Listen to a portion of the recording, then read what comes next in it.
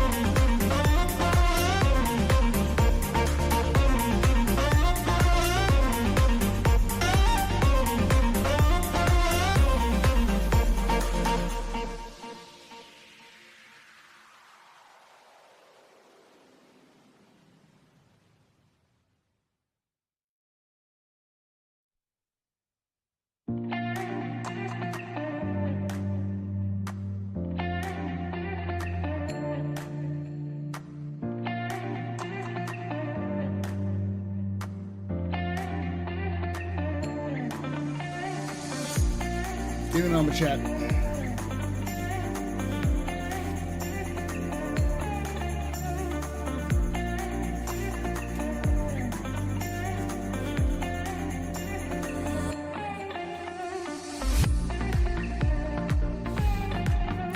Isaac.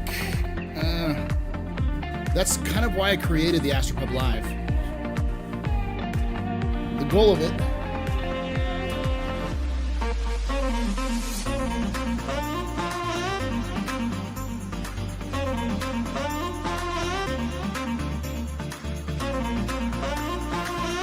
is to fill the needs of those who watch the old channel. The problem was that YouTube was hurting the algorithm.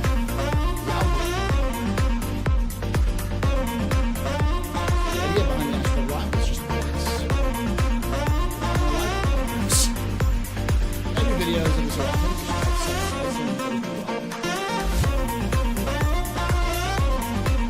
You probably do. The Astro Historian is my other channel, which is my lore channel, and then the AstroPub Live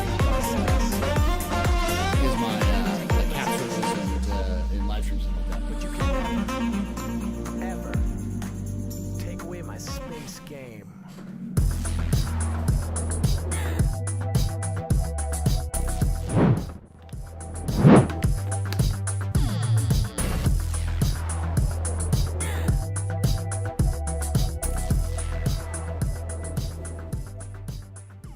Eerie's Dread Tide just resubscribed for 13 months. So, TheAstroPub, what are you doing tonight? We're just going to be hanging out and talking and playing some Star Citizen. How you doing there, Iris? Thank you so much for that 13 months. I just sworn you've already subbed this week, but this week's been a blur. How y'all doing? Welcome. Just toying around with this idea of streaming on Wednesdays because, yeah. I used to stream on Wednesdays.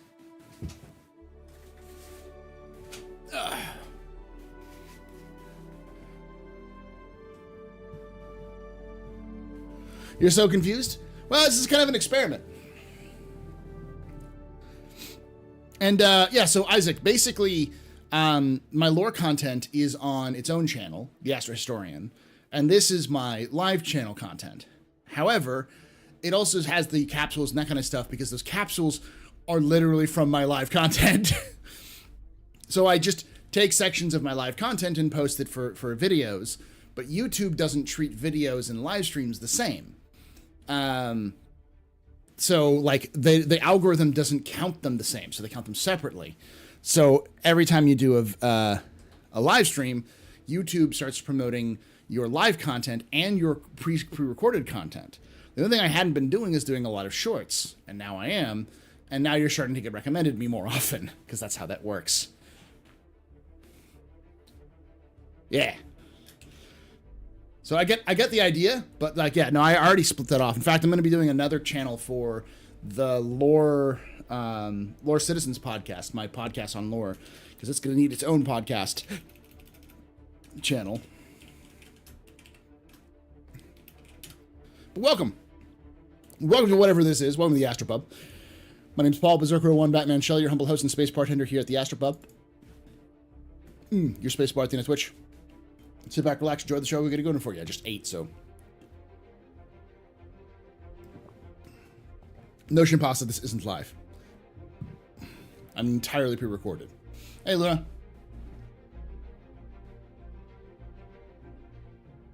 Yeah, basically everything you get on this channel is either live or recorded from live. And the shorts are all recorded from live.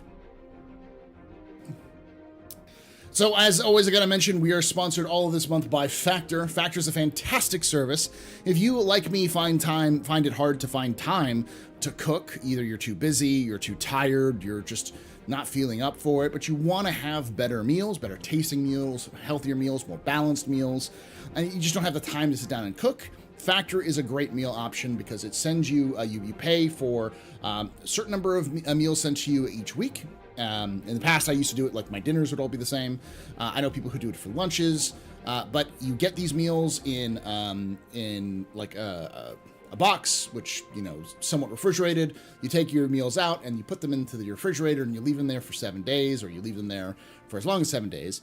And if you want a food, you just pull it out, you score the little plastic on top of it, you put it in the microwave for 2 to 3 minutes, and it's done. And then you can eat it, and it's really good quality. I would say it's up there with quality of, you know, a sit-down restaurant, you know, chain sit-down restaurant at the very least. It's good. And it's more healthy than eating out and cheaper than eating out. And it gets even cheaper when you get 50% off your first box if you use my code Factor. My code and Factor. ! Factor in chat if you want to get access to those. Check it out. Hey, Buster.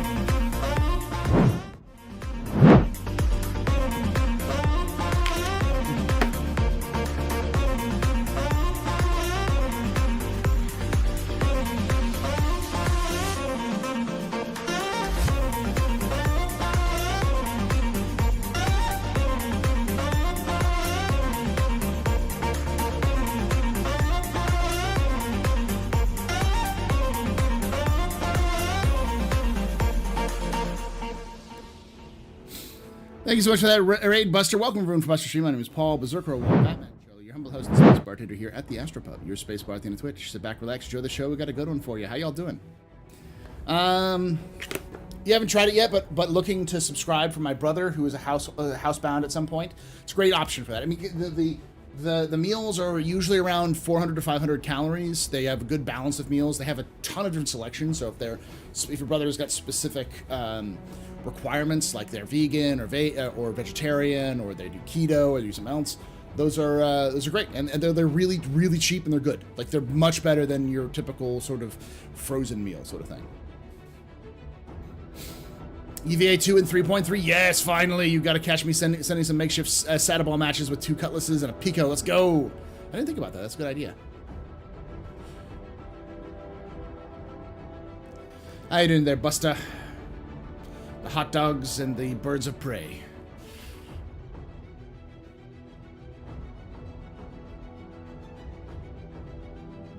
Hey, Crazy Carl. You can take away my Crazy spaceship. Carl. You Spaceship. can take away my space suit. Suit. You can even take away my space lasers. Jared, no. But you can never, Ever. take away my space game.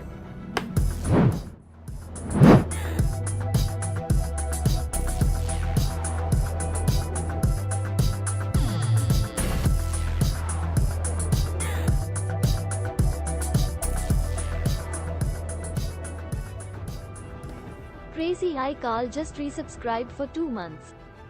Thank you so much, Crazy Eye Carl, for that 2 months of support. You're a very important pupper, very impressive pisser, very new pedestrian. This is your fault. You're drinking tonight. Shots and cheers and chat. You know, shots and cheers.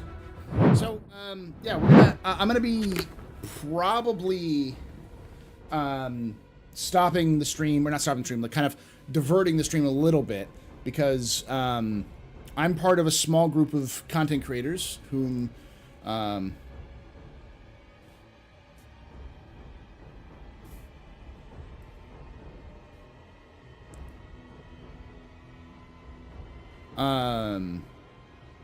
doing D&D. I don't know if it's going to be for charity or something like that. They just asked, hey, Paul, do you want to play D&D? And I'm like, yeah. So they reached out and asked me to join. So, so I'm going to be creating a character today.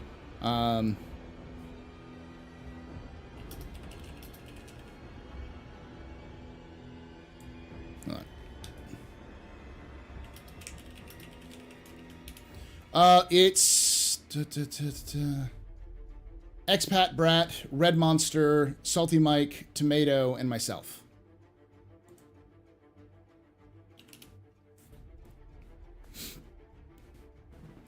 I always check if Factor finally delivers around me. Still no luck. Like the idea. It's a great concept, and like I've said, I've had it in the past. I've used it in the past. I haven't done it recently, mostly because it's just out of my, like, literally just out of my range for pricing. If I had this deal, I'd be doing it right away. Tell them to hose, all of them. If you wanna yell at Croncy's the DM. Croncy could might be able to work you in. That would be the upper limit, I think, of stuff, but.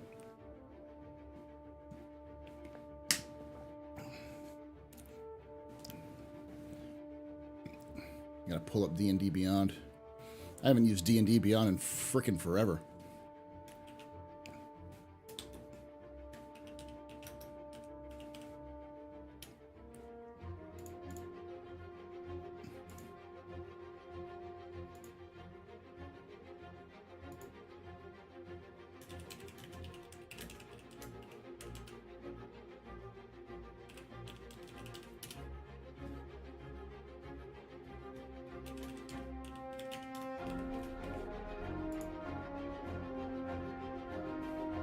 Do.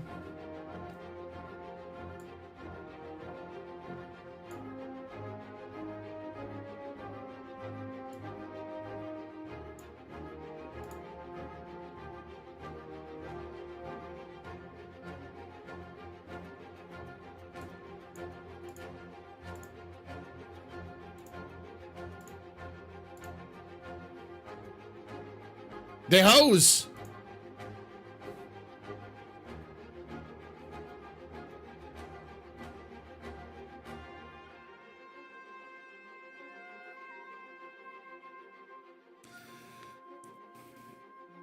Choose my username, TheAstroPub. Username taken. Ooh, someone's already taken me. Okay, so Paul Shelley. There we go. That works.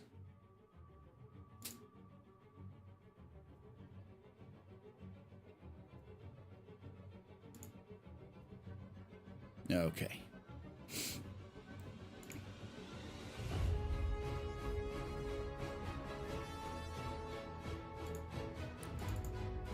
Hey, Via Nocturne. Thank you, Buster, for hanging out. I'll see you soon. I'll say it to you tomorrow, but that thing you were gonna record, I didn't know if it was gonna be today or tomorrow. Okay, who took the AstroPub? Which one of you? On D&D Beyond, it probably was me on an account that I forgot that I had created a while ago. No, not Steam. Thank you, Buster. Safe drive home.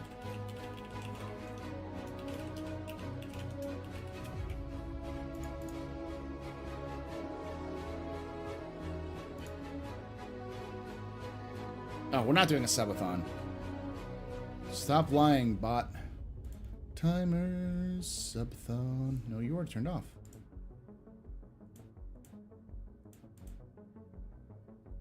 There we go. Subathon turned off.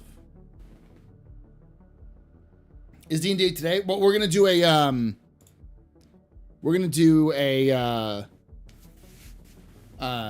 character creation. I'm gonna make your character here in about 45 minutes or so. So you can just we're gonna be kind of bouncing all over the place today.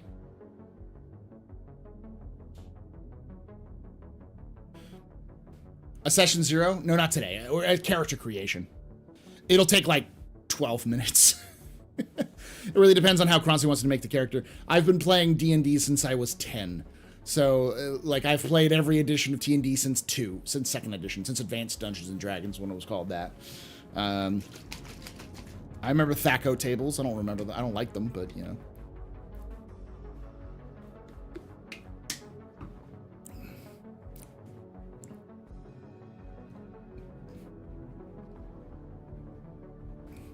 I remember Touch AC.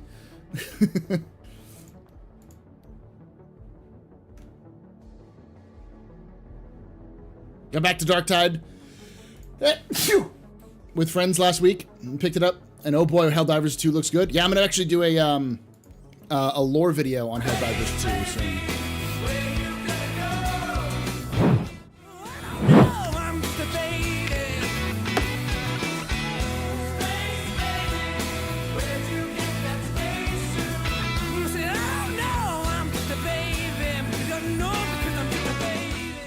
Ramblecan just had a space baby. Pup pipe pup party. Thank you so much, Ramblecan, for that Twitch Prime 9 months in a row. Space baby there. 9 months ago, you made the worst mistake possible. You decided to subscribe to its streamer. Now, 9 months later, our Twitch baby is born. What shall we name our Twitch baby before I discard it? Because I'm a terrible Twitch father. Alright, I gotta do this again. No regrets.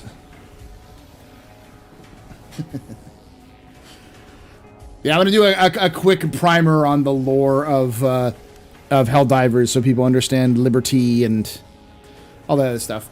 I'm gonna do a little bit of stuff like that here in the future. A lot more stuff like that, I should say. All right.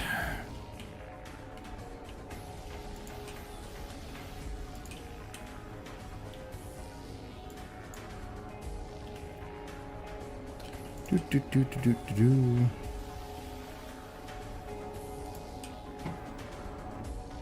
Do, do, do, do, do, do, do, do. You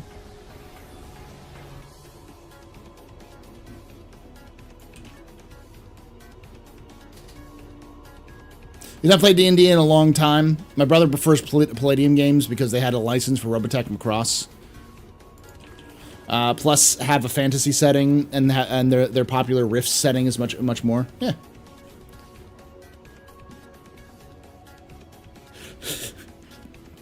So Helldiver's gonna need the Castak Arms anthem again? Yes. No regrets. No regrets. Oh yeah, no, that full article on AI was fantastic. I'm gonna have to do a full video, a deep dive on that, kind of to update my old AI video. I just have to figure out a way of promoting it in a way that is gonna get attention. I'll probably end up saying something like, "The machines are coming to get you," in Star Citizen.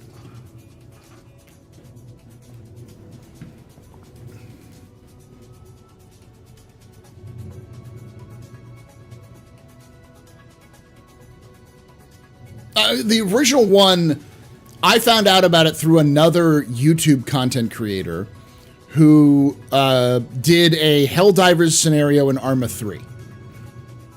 And I thought, this can't be this ridiculous, because they like to they do like Halo scenarios and Warhammer scenarios and that kind of stuff. So I was like, but they're all kind of goofy. So I'm like, yeah, it's just goofy, folks. It's just goofy. And then I looked it up. I'm like, nope.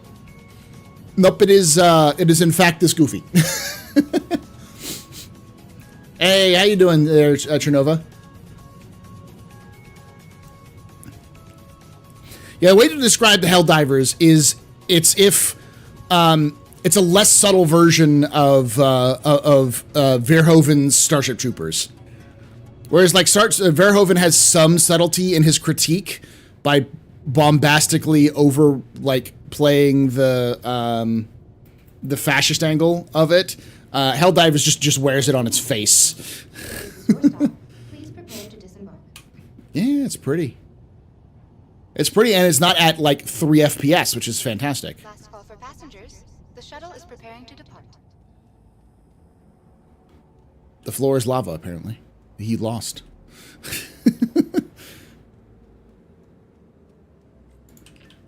Friendly reminder to check for your personal belongings. Yeah, Rubrix Raptor. And after Yeah. all shuttle flights.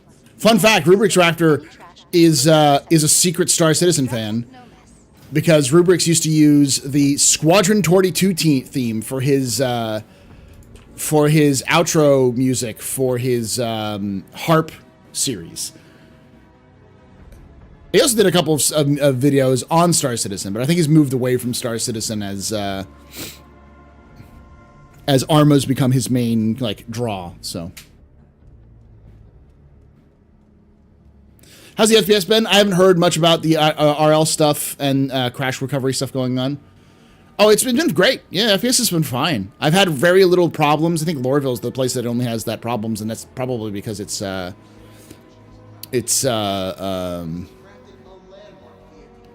gosh, what is it? It's probably because it's super not optimized yet. Yeah, I wouldn't doubt the 30% still believes they're on the good side.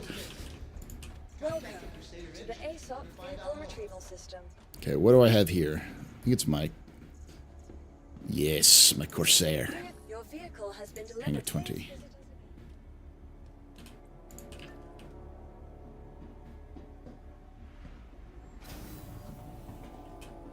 Oh, yeah, no, it's even less than subtle. Like,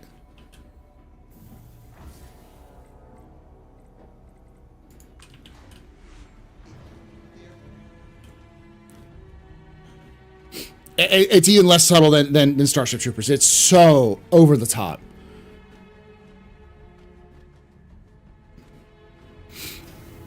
Here, once we get inside of once I get inside and close up the Corsair, I'll show you the trailer just so you have an idea. The launch trailer is perfect.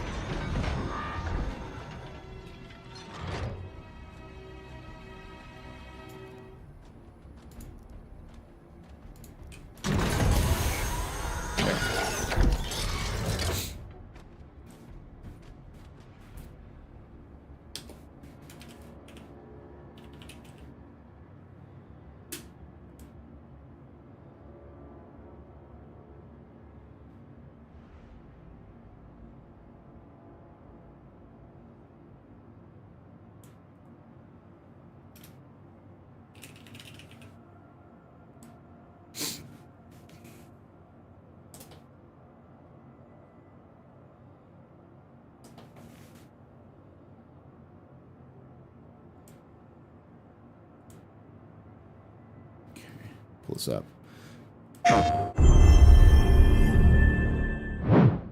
The Federation of Super Earth. Okay, I'm gonna Keeping pause it mani- real quick.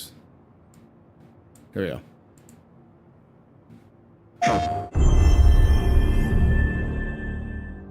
The Federation of Super Earth.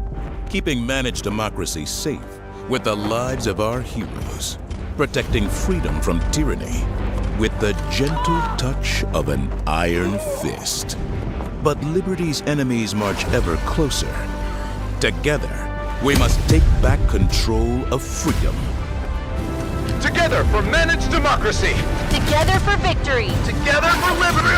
Together for liberty! Together, they fight for freedom. Will you?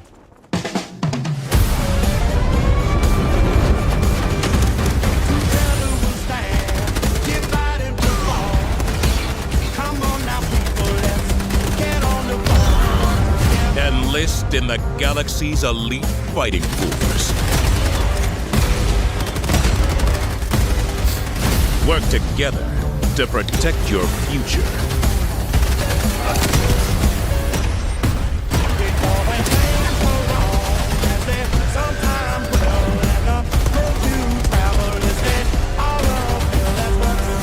Dispense peace with the ultimate weaponry.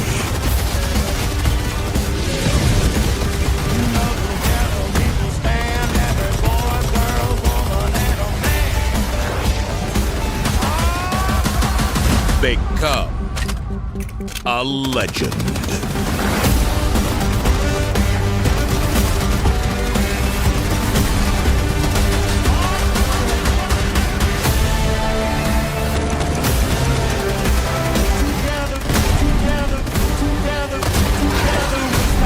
Join the Helldivers, the galaxy's It's only last 4. line of offense. Pre-order now. It's... Mwah. I like when something makes me smile like a moron. This is very 40K. And they have capes, yes. It's very inspired by like 40K and Starship Troopers and Halo. Because like the way that the way you deploy into battle is through drop pods. Your ODSTs from Halo, but with capes. Some of the lore is great too, because it's like the reason why you're fighting the bugs is because when the bugs decompose, they become oil. And you got to secure that oil. The cyborgs are socialists, are like pinko hippie socialists, and they're tainting freedom. For managed democracy. Yeah.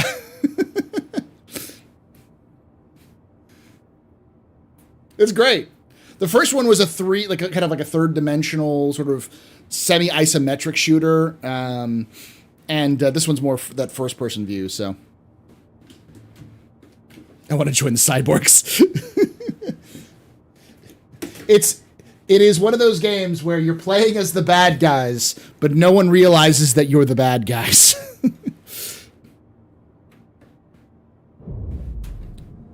You are clear to launch. Oh, yeah, no. Humans Military was inspired by Aliens and Starship Troopers and anime, actually. I found out recently that the original designs for a lot of the Halo humans was directly anime inspired. That was the original like goal, was take Aliens and turn it into an anime. That was the original kind of pitch.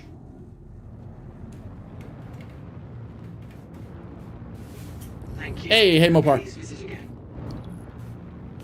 If Paul Verhoeven made a game, there's not enough sex in Helldivers for it to be a Paul Verhoeven game. Paul Verhoeven loves his sex.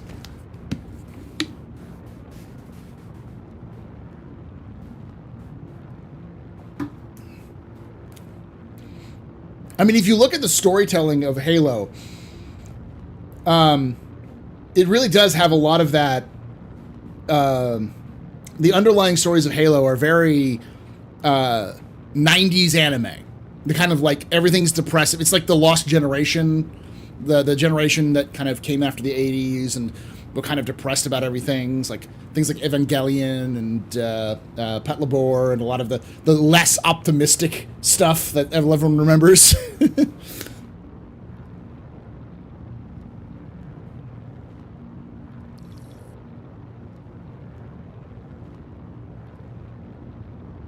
Paul's Dutch. I actually saw an interview with Paul Verhoeven about his style, and he claims that his style is very. He kept trying to describe it's like it's over the top, it's over exaggerated, and my first thought was, it's Kant. He's inspired by Kant. He's a Dutch filmmaker. I'm not surprised. He's inspired by theater of the epic. It's right along that lines. Every emotion is heightened. Every action is heightened. Sex is blown out to such a proportion that it's no longer sexy. Violence is blown out of the proportion where it's no longer satisfying. Yeah, that's him. Yeah, Kant.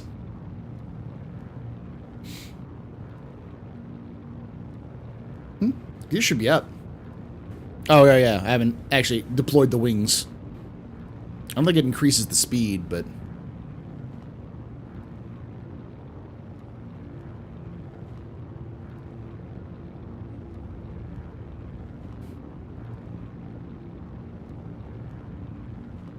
Rhinos. Oh, yeah. I might have some Australians in chat. What's your thoughts on the possible Idris gameplay that was in the leaks today?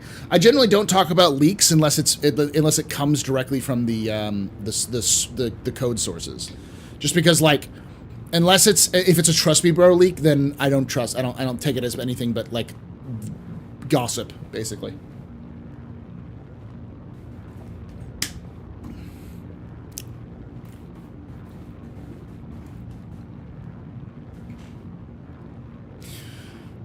Based off of how Jake reacted to what was going on with ISC and Friday, my guess is that they're going to tell us everything that's going to be in 3.23.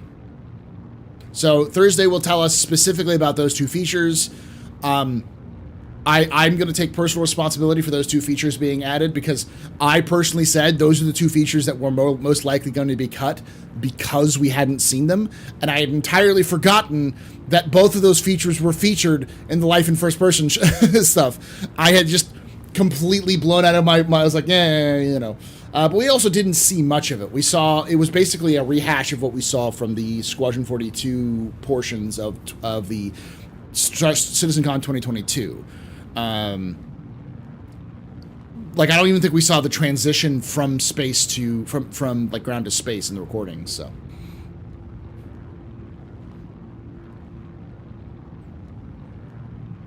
The Corsair is the best ship in its size category? I think so. There's arguments to be made that there are, like, the Connie can be competitive, but there's just so much firepower that the pilot has in the Corsair. And the stuff that it lacks is definitely not stuff that matters that much.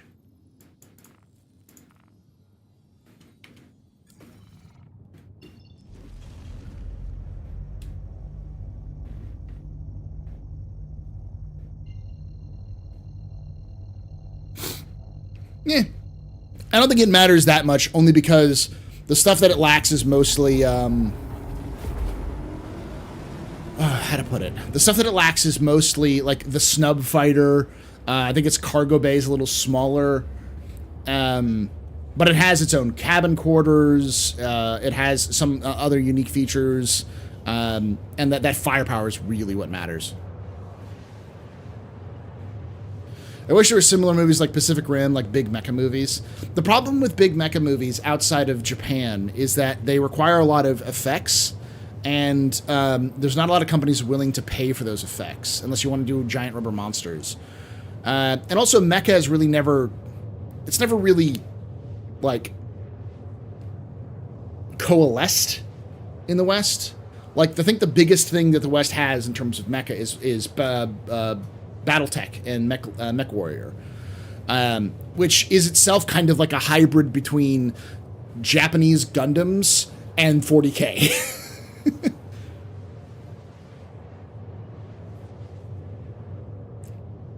I think Mecha has a chance to get bigger in the West with things like Armored Core coming back, and with Mech Warrior 5 coming, having been out, BattleTech released. We've had a bunch of small indie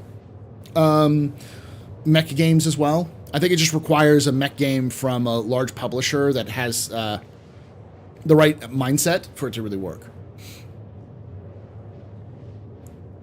Yeah, I wouldn't really consider Transformers a mecha, though. That's more of a giant robo movie, which is its own kind of genre of like robot fiction. Logan!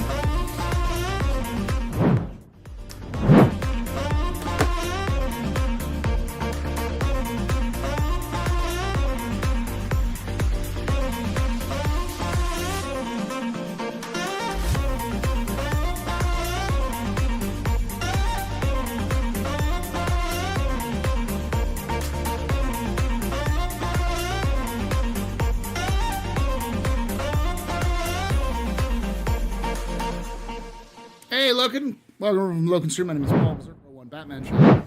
Your humble host and space bartender here at the AstroPub, your space bar at the end of Twitch. Sit back, relax, enjoy the show. We got a good one for you. How y'all doing? Just doing that casual hangout, seeing how Wednesdays work. I like the eyeballs. Is that Logan's? No, it's piss poor Pete. Right, Pete's a partner now. That's great. What were you up to, Logan? Yep, that's exactly why Piss Poor Pete made them. That's why Pete made them, to piss people off.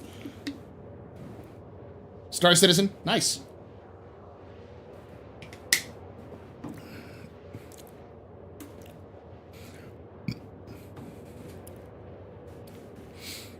That reminds me.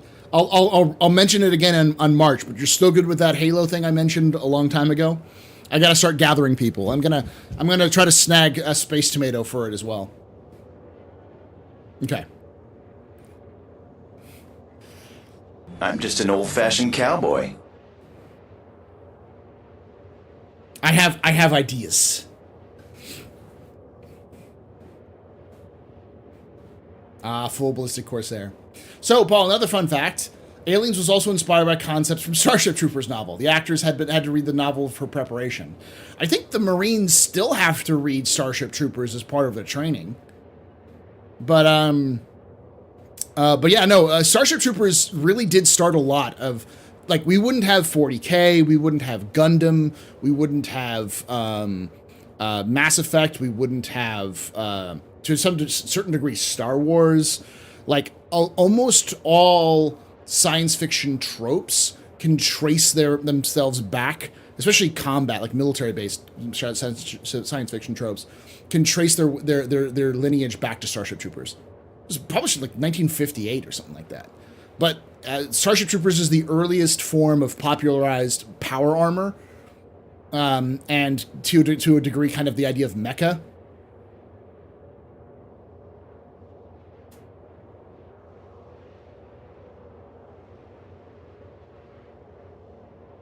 Hey, we got the United New Earth Empire here. How you doing, buddy? Yeah, it's a huge kind of influence. If you're interested in science fiction, you have to read like go back to the classics first before you're reading kind of anything else. Reading Starship Troopers is probably important. Either Stranger in a Strange Land or have spaceship have spacesuit will travel. And then there's also, I would say, Rendezvous with Rama is probably a big one from Clark. Reading the iRobot short stories is probably important. Reading any of the short stories collections from Philip K. Dick is also important. Stranger in a Strange Land has a lot of influences on psychedelic fiction, because it's the first kind of blend of sci-fi and like 60s themes. but you can never. And I wouldn't be surprised if Dune was heavily inspired by some elements from Stranger in a Strange Land. Oh, the Forever War is great. That's more recent. That was in the 80s, wasn't it? I actually read Forever War when I was a teenager.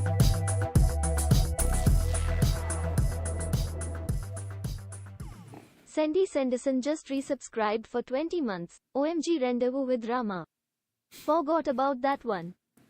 Oh my God, Rendezvous with Rama, I forgot about that one. You're gonna be remembering it soon because it's gonna come, it's being made into a TV series. Thank you so much for that 20 months of support there, Sandy. You're a very important pub, a very impressive person, a very neat pedestrian. This is your father, drinking night. Shots and cheers. Cheers. He was an aeronautical engineer, but he was also in the Navy during World War II. I think he had a career after the war, too.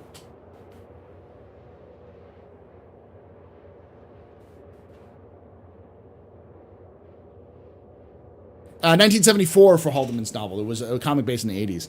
I remember that my my friend's dad, because my friend and I used to get like really nerdy about sci-fi stuff. We used to play Halo all the time, stuff like that. He suggested the Forever War. He's like, if you're looking for something to read the Forever War. And so I read it, and it was like I love that kind of context of like space combat beyond the speed of light, or at the speed of light. The idea that you're fighting a war that by the time you're done, no one you will have ever known will be alive. Everything you're doing for people who will be long dead by the time you're done. Probably 3 or 4 generations long. Yeah, time dilation's great for that kind of. It's a great story kind of element.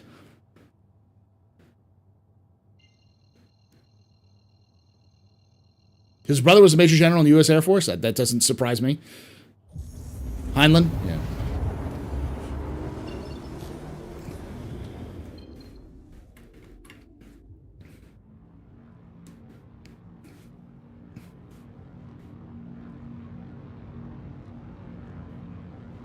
They've also converted me to the creed of the full ballistic corsair. I feel so American.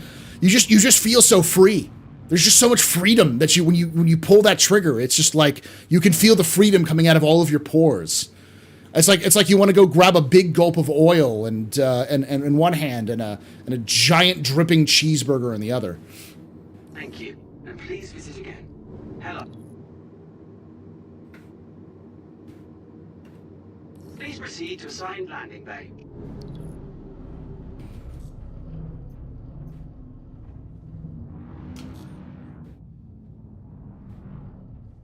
The Corsair by Castak Arms.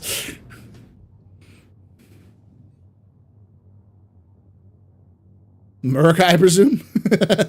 Dr. Murica, I presume? So much democracy needs to be delivered with it.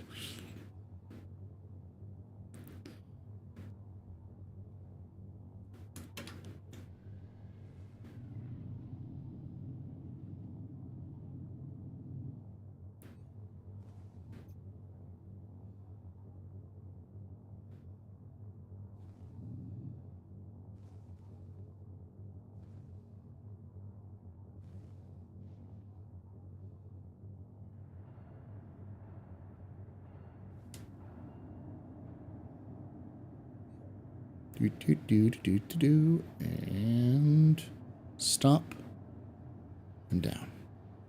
Landing complete. Have a pleasant stay.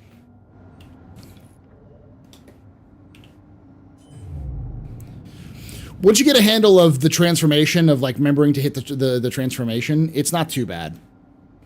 And the handling is a little rough, but it's no more rough than, say, like the yes, I am naked, by the way, chat. I don't know if you caught that. Hey, you know what? I may or may not have a lot of experience landing this thing.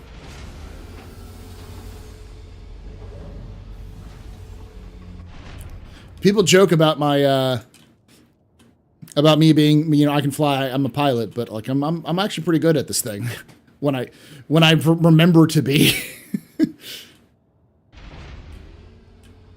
Listen, I'm in Magna Station. This is perfectly okay. I'm pilot. I'm pilot. You can't say freedom unless it's for the anthem.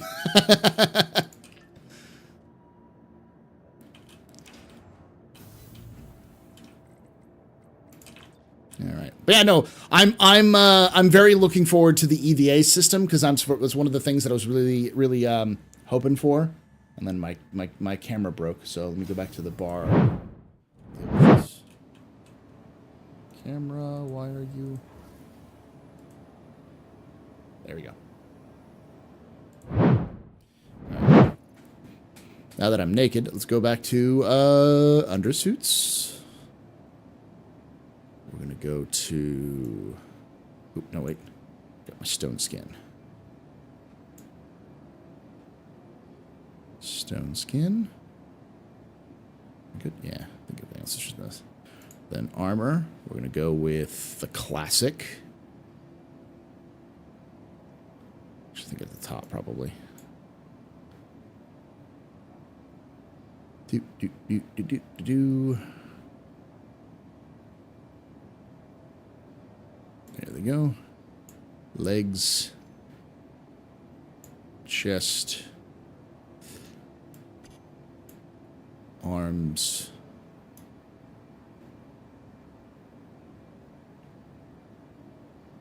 And where's my helmet? Well, over here.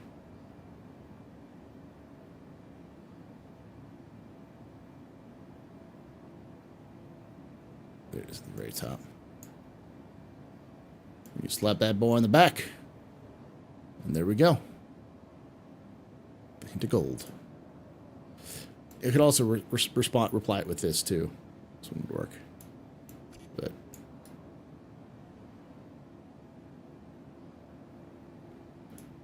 okay. And then weapons. And move it back at all. Weapons. Got like 700 weapons here, so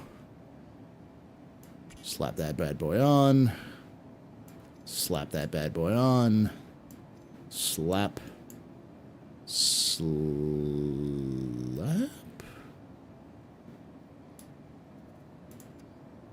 Yeah, slap. And then slap. And we're good. Oh wait, also utility, backpack.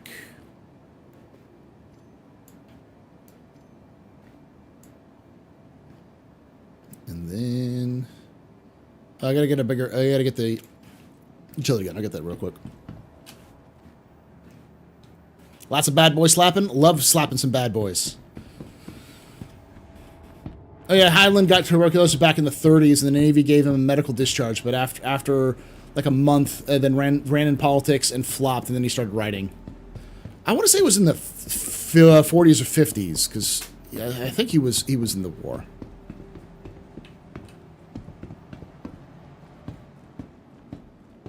I don't see any crimes yet.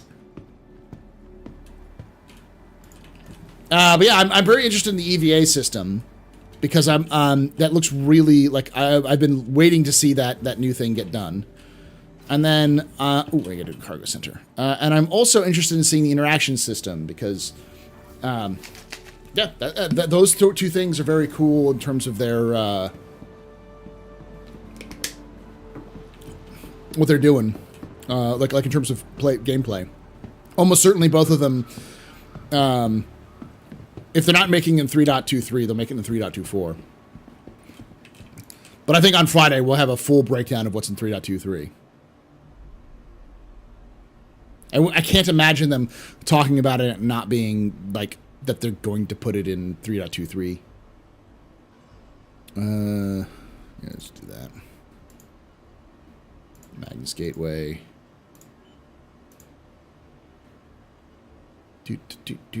Do. Personal weapons. Max lift tractor beam. And then utility. I'm going to buy it size 2. Done. And we're done. In a perfect world, we get this star map, the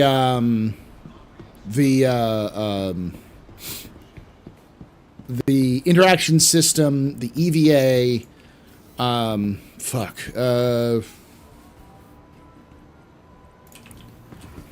creatures. The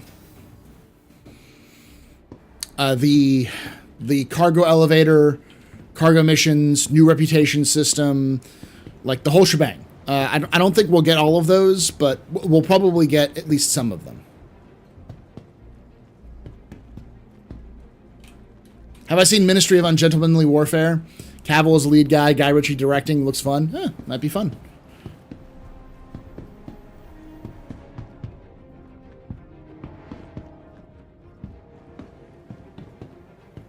Okay, so where is my ship? Welcome to the ASOP Vehicle Retrieval System.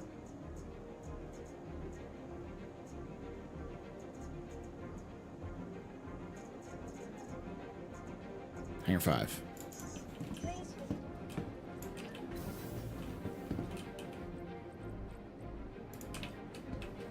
ETA prediction for 3.23 drop. I think we'll get Eve Akati announcement in the next week or so. Probably either the first week or second week of February. And then the drop itself will probably happen in the last week of March.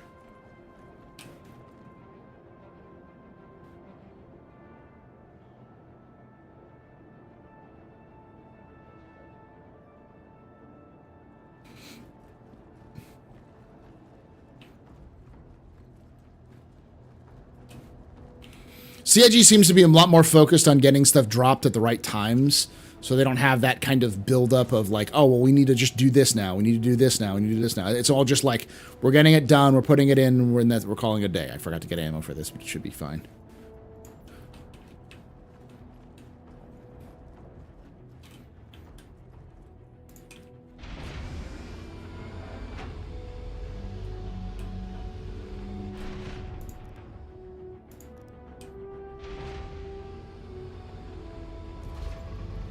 No, because medical discharge from 1934. Oh.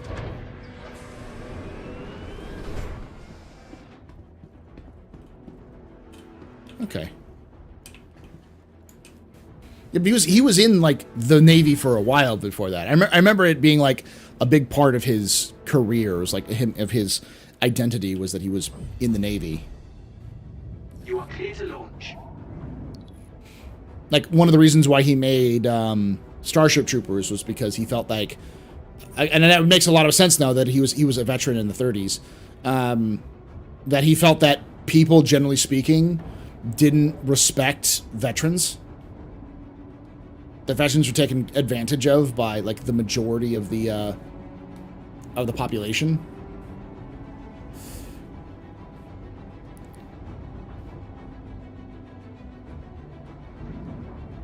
Because, like, you know, that's back when they had those riots.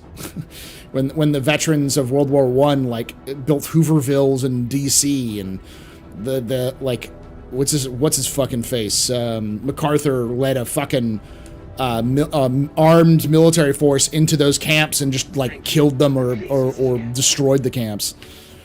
It wasn't a pretty time.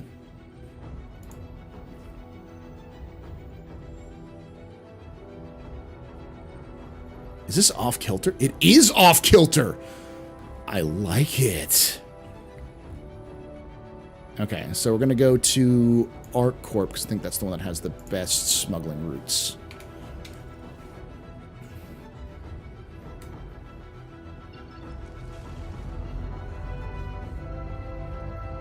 The bonus march, yeah.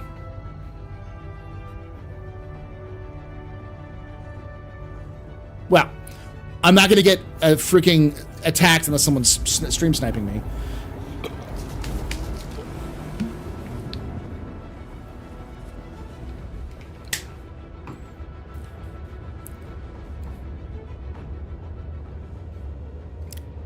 I'm also going to have to pause when we get there, so. The least patrolled, indeed. It's not like freaking Hurston, where it's like everywhere is patrolled.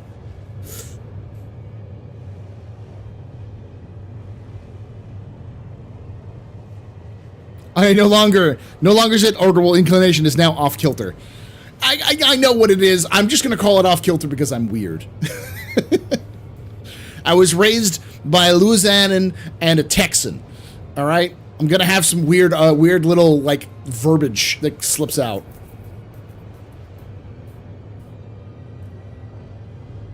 Hey, Norse.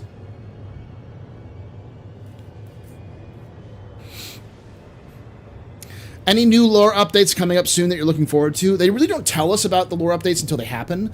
There is some recent stuff that they just released about Stanton, the person who discovered Stanton, Toshi Aaron, and the fact that Stanton is actually named after her brother, Stanton Aaron.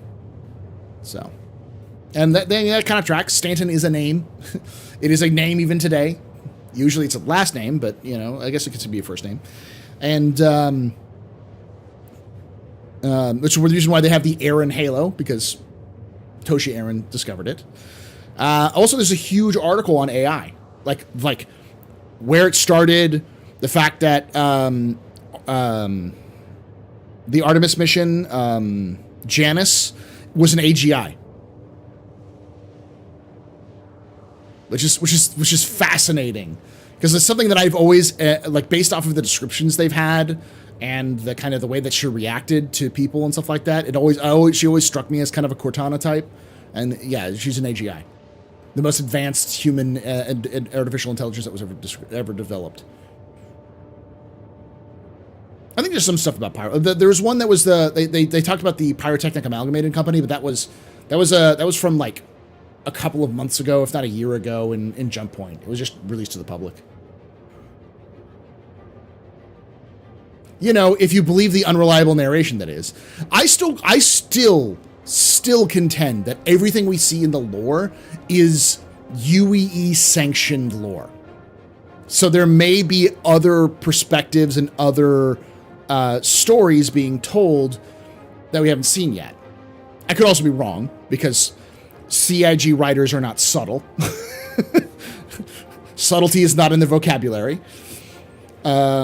Which, to be fair, there's a level of subtlety that you want to have, and then there's a level of we want you to get this message. So here's a crowbar, or here's a 2x4 that I'm going to smack you over the head with. And this 2x4 is named The Point. Well, here's the problem. Like, for instance, take a look at the aesthetics of the Dusters, and tell me that the Dusters aren't a stand-in for a native people.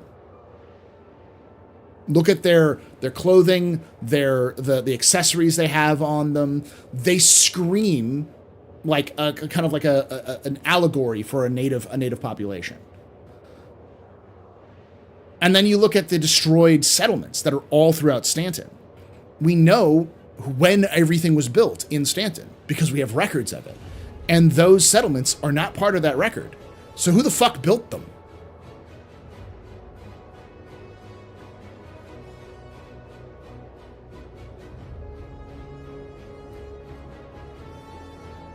%. Aren't they the displaced people? I believe they are.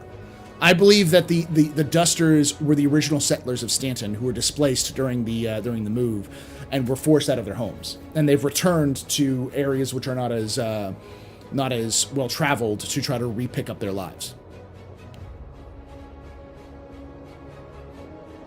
So if you go to there's ruins of old colonial style settlements all throughout the Stanton system. We know that they're present in places like Pyro. But if they're supposed to be there in lore, who built them? They're destroyed now, but who built them in the first place? They didn't just build ruins. Hey, fellas.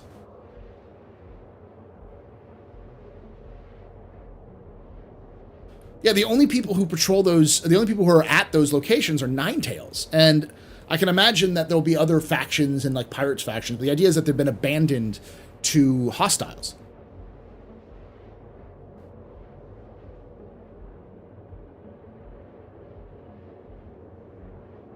To like the lowest dregs of society.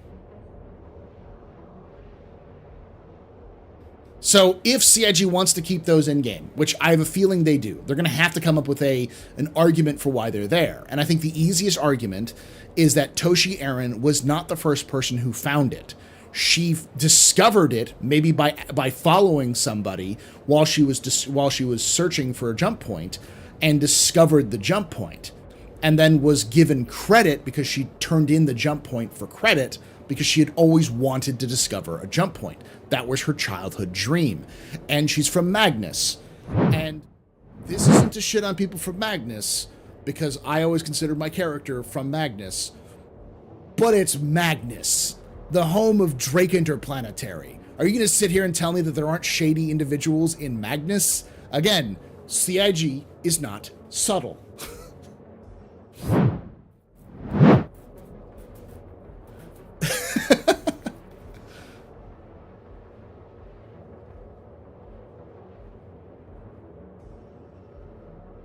To file a survey with the UEE, yeah.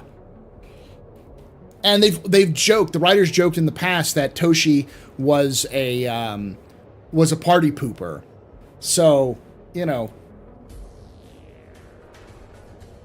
there's never been shady people in Magnus. Never. How dare you, sir?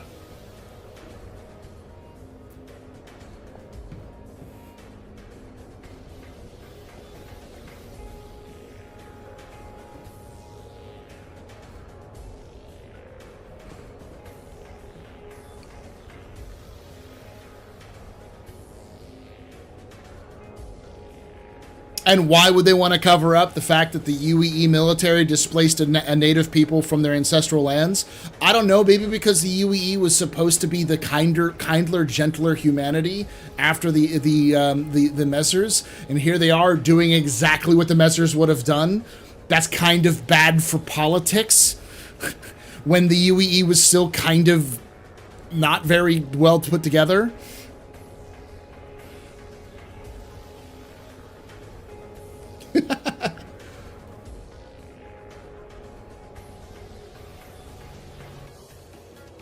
And whenever someone goes, well, like, yeah, but where's your evidence? And my evidence is, look at all of the other cover-ups that the UEE engaged in this time as well.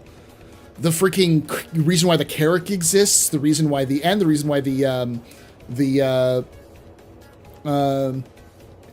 Gladiator exists are both cover-ups. Because they fucked up massively.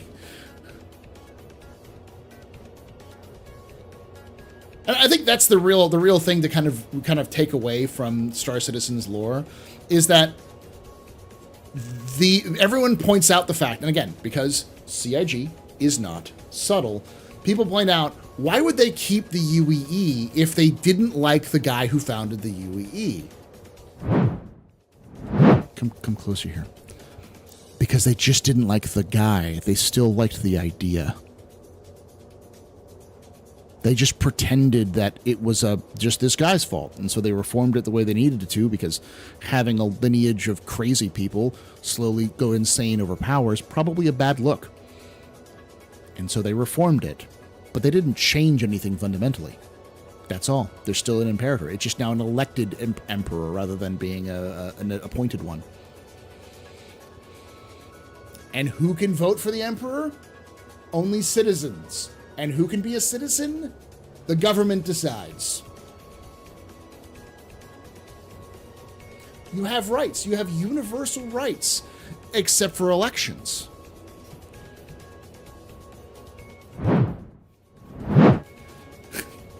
Star Citizen is a dystopia.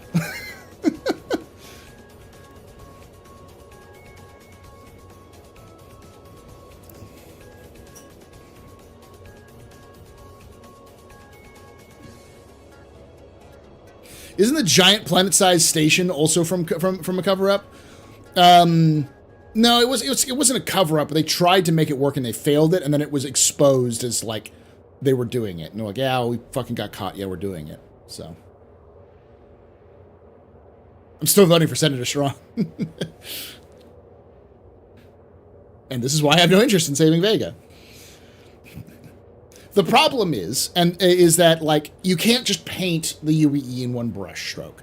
Just because there are people in the UEE, and I would say the majority of the people of the UEE, want the status quo to continue, that's just less overtly bad, doesn't mean that we don't have people in the UEE who are trying to reform the UEE. That's the entire concept of the transitionalist party. They're the people who wanted to actually reform the UEE and make it better, and they're still trying to do that. It's just when you're 30% of the government and 60% of the government tells you to go fly a kite, to go kick rocks, you know, what the fuck are you gonna do? And it's the reason why everyone really grumbles about Terra, because Terra is the headquarters of the transitionalists. Most of the people on Terra are transitionalists. They're far more, and on the thing that makes it even worse is that they're all fucking rich. Like, Terra is flowing with riches and because of the trade and because of the businesses they've attracted. They have good relations with the Jean, with the Banu. Like, they are probably the most cosmopolitan place in the Empire. And that side of the Empire is very kind of that sort of transitionalist mentality. And it pisses the fuck out of everybody else in the UAE. They're also very much douchebags. They are arrogant douchebags in Terra.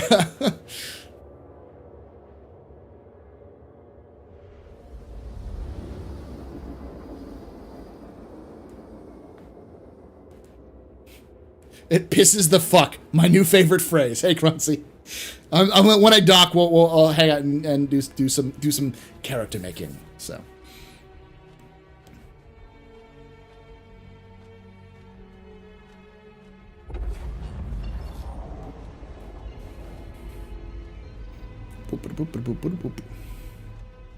That's assuming that this game doesn't crash on me in 5 seconds.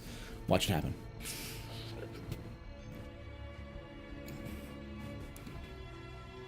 This is the reason why, whenever I hear someone say that Star Citizen's lore isn't deep, I want to throw something. Because it's like, you haven't read anything. The only reason why you think Star Citizen's lore isn't deep is because it's not in game. And that's what makes me, because that's CIG is entirely responsible for that. They hired 4 writers to make a deep universe that they want people to be able to live in. And, you know, and an experience and kind of like have consequences with, and then they don't do anything with it.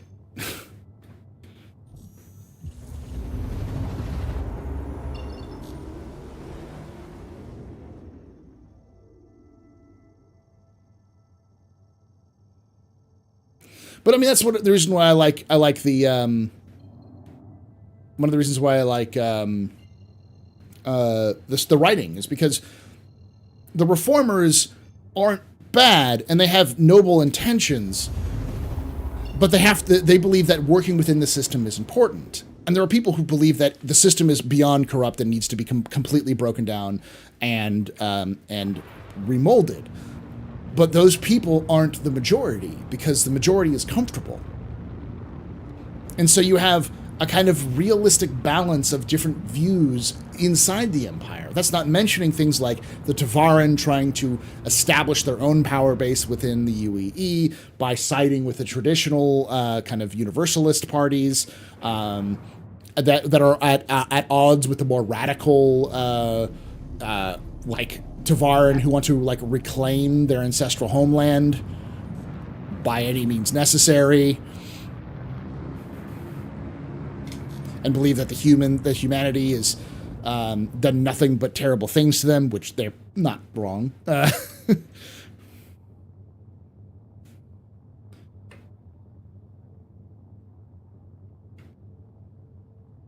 Please proceed to assigned landing bay.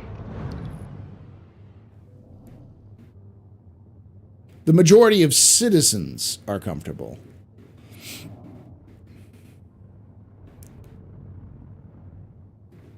And those are the ones who have the power in the UEE.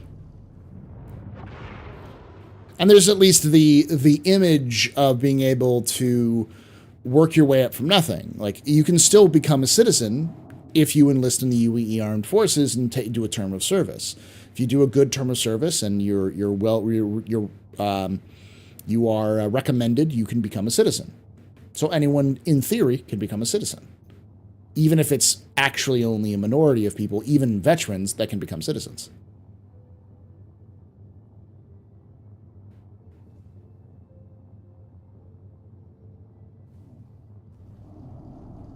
And see, that's a more realistic approach to political storytelling than the kind of stuff you see in most games and television shows. Like, the reality is that politics is a game where everyone is playing, even the people who claim to be for the people. They're all playing a game with their own goals. Even if they are majority for the people, you can never believe that they're 100% for the people. There's a reason why they think they're the ones who can bring order to chaos, or to make the people, to give, back to the people and give them their rightful land and ownership and stuff like that. Landing complete. It's never as simple as good versus evil. And that's what the writers strive to do in Star Citizen universe, and I like it.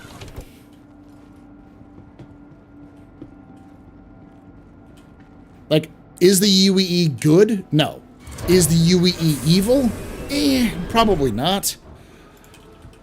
Is the UEE literally the only thing standing between humanity and annihilation by the Vanduul? Probably.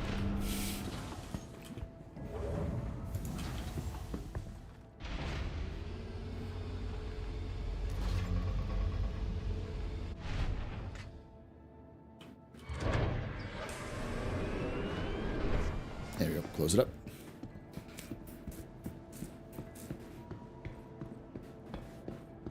It doesn't require military service. In fact, service doesn't guarantee citizenship. You can do other things to get your citizenship, as long as you do a service to the Empire. It's just the easiest way is military service. But like in a universe where you have places like Low, which are highly populated, but in the middle of a literal desert, if you want to be a pilot, you either have to get lessons that are expensive and stick time, which is near impossible to get, or simulator time, which is difficult to get, or join the military, which is free. And they give you free training. And anyone who's joined the military from, say, like, a poor, lower socioeconomic class can understand what I'm saying. Is it's a social mobility ladder. It doesn't just get you citizenship, it also gets you access to people you wouldn't have had access to if you were in the Dust Bowl of Low. Now you can move to beautiful Stanton or Terra or anywhere else because it's easier to move because you're a citizen. Or meme time, which is, well, not hard to get, but it's extensive.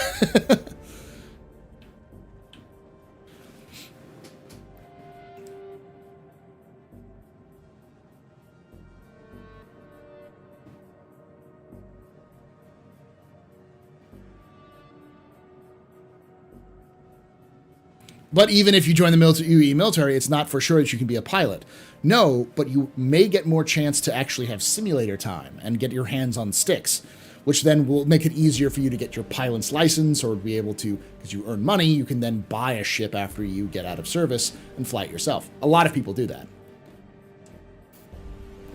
Or Hurston.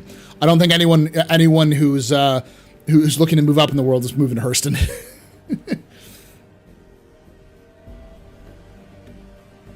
Exactly. The military sucks, but at the same time, it's free food, free education, free housing, free healthcare, disability pay if you get permanently injured. If you're from a poor area, it's a great deal. And that's the idea. It's like the world of the UEE is heavily inspired by that kind of concept of U.S., but it's not just a U.S. thing. It happens in lots of other places. And there goes my camera because it's very hot in here. Give me a moment. I'm going to turn on the AC and stuff like that, and I'll come back. Get some.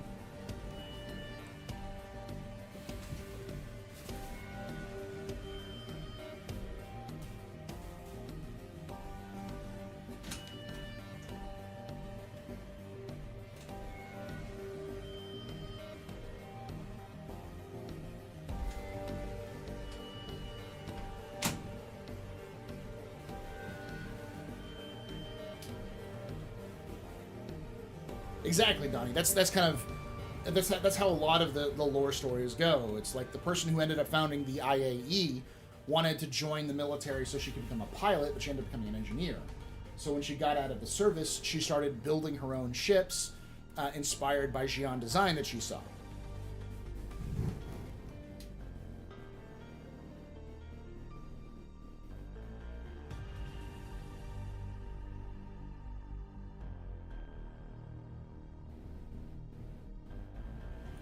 But it's because of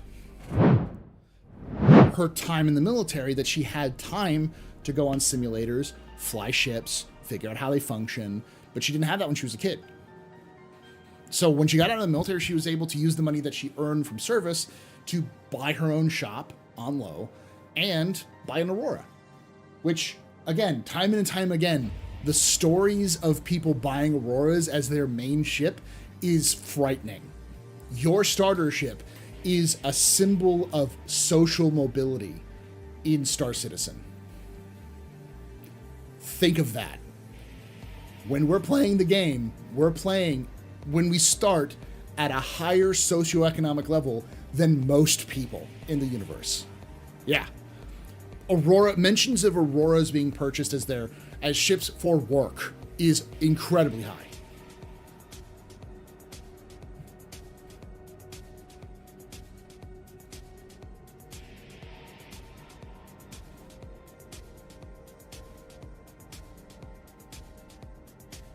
We are rich. We are kind of the middle to upper middle class of the universe. The Aurora is a social mobility scooter. That is a good point. All right, Croncy, let me. You want me to call or something like that, or should I call you? I don't know if you're still here. There we go. Hola. Hello. How are you doing? I'm doing great. How are you? I'm doing good. Let me get out of the Star Citizen. There we go. And pull up that again. I see we were getting really heavy into the specific economic policies of the UE. Listen, I'm gonna let me change the camera as well so you can actually see it. I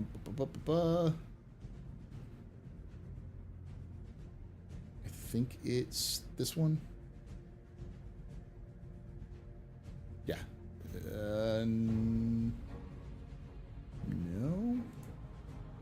Yeah, that's that one. Okay.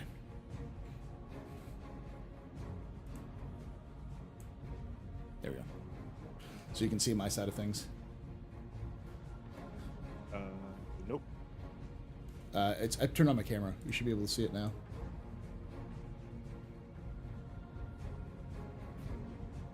I'm scrolling down on it. Nope.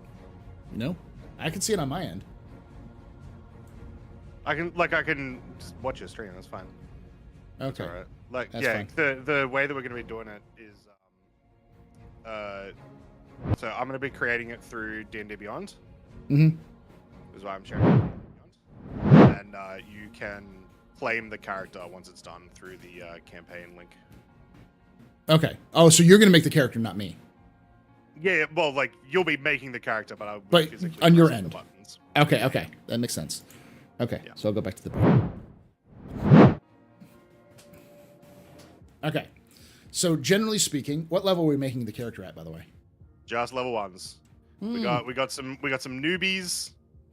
So just want to take it real slow. Nice and easy. Real easy. And So- yeah. So generally speaking, in these sorts of things, I love to play a cleric. Okay. Fantastic. I tend to play more healing style cleric with more of a melee focused. I have a type of character who is the cleric of love. He believes that love is the most important thing.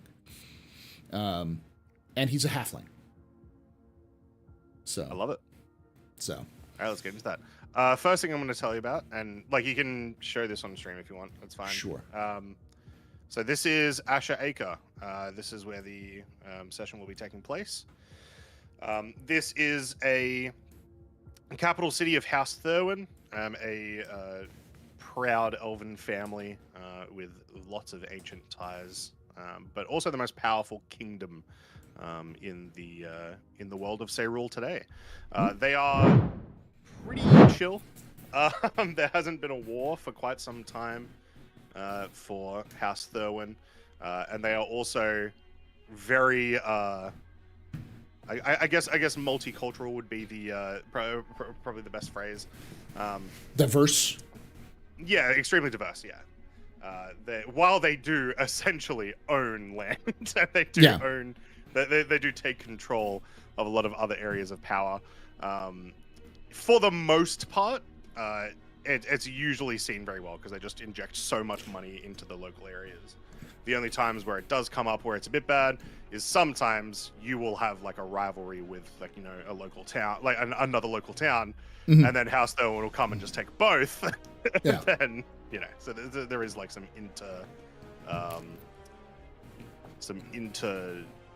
there is conflict within the areas. It is a port city. Yeah, that's the main stuff. So this is where we're going to be doing the one shot. Nice. All right. So let me just go through. Yeah, that's fine. Okay. All right. So what did you want to play? Sorry, I know you were talking about before. Halfling. Halfling. Awesome. Chunk, Yes. super chat at $5. Can YT and what members are see your patron wits too, or just patrons and Ko-fi members? Okay, so Mark of Healing Halfling would probably be the one, because that's generally what I tend to do. But I don't know. I've actually seen that before. I've seen the Stout and the Lightfoot, but I haven't seen this before. Yeah. So this is from an Eberron. So. If you prefer not to go with the Eberron stuff, I can go with some of the basic stuff. Oh no, it's totally okay. Pretty much everything. A lot of the core like source books and stuff that exist for D&D 5e, that sort of stuff does exist within this world, but just like flavored differently, essentially. So, yeah, this is totally fine. So we'll go this. So yeah, lucky, brave, nimbleness. When you make a medicine check on an ability check using a herbalism kit, you roll a d4 and add the number rolled to the ability check. That's pretty good. Ooh, you can use Cure Wounds. Yep. So you just get Cure Wounds, and then at 3rd level, you can cast Lesser Restoration with it. Nice. Nice. So you just get a cheeky free Cure Wounds. And if you have the Spellcasting or the Pact Magic class feature, which you said you're probably going a Cleric, so it makes sense. Yeah. The spells on the Mark of Healing spells table are added to the spell list of your spellcasting class. Cool. So most of it's probably already going to be on the Cleric spell list anyway, but I like the idea. Well, the background that I always kind of go with this character is that he was once a con artist, and he conned a priestess of the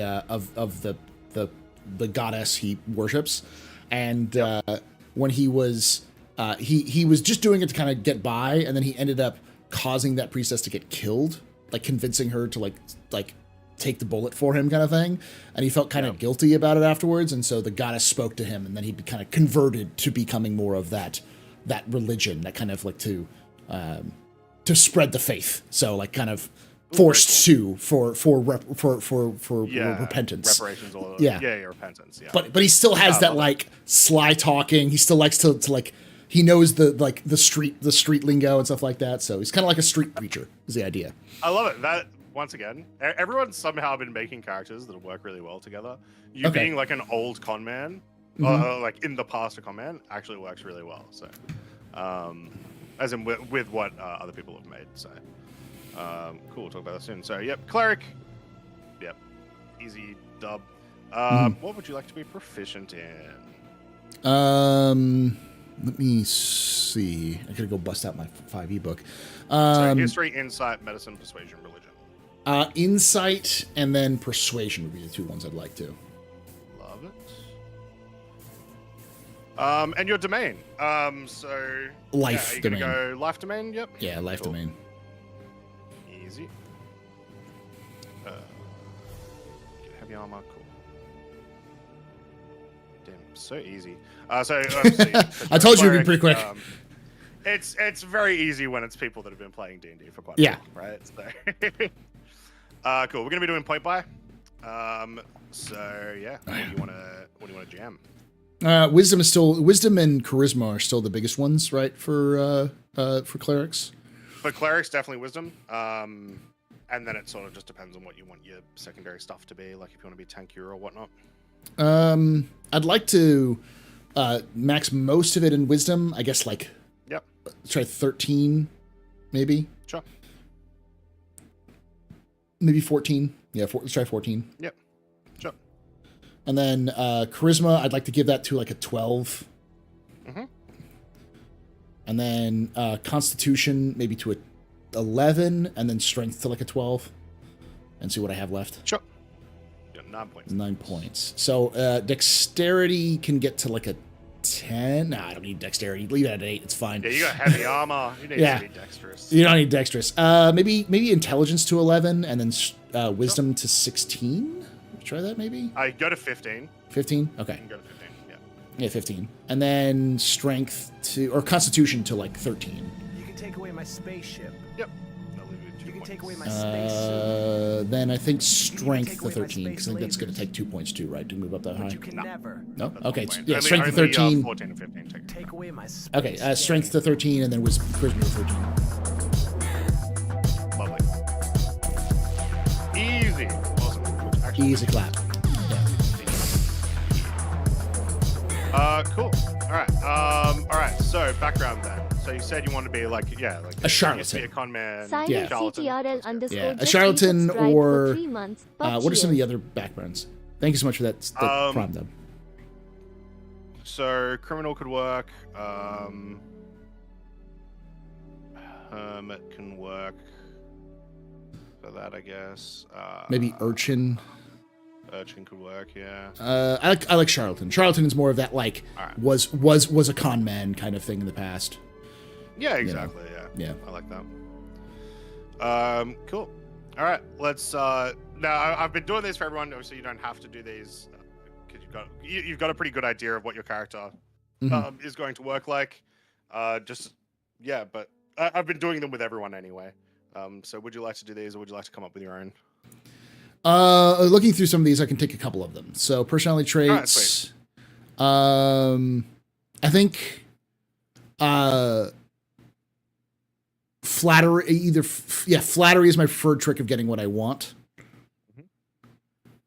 And then I fall in and out of love easily. I'm always pursuing someone. Nice, love it. A romantic. Yes. Ideals. I think charity. Definitely charity. Yeah. It's all about giving out the love. Now bonds, I feel like the way that you mention the thing. I fleeced the wrong person. Yeah.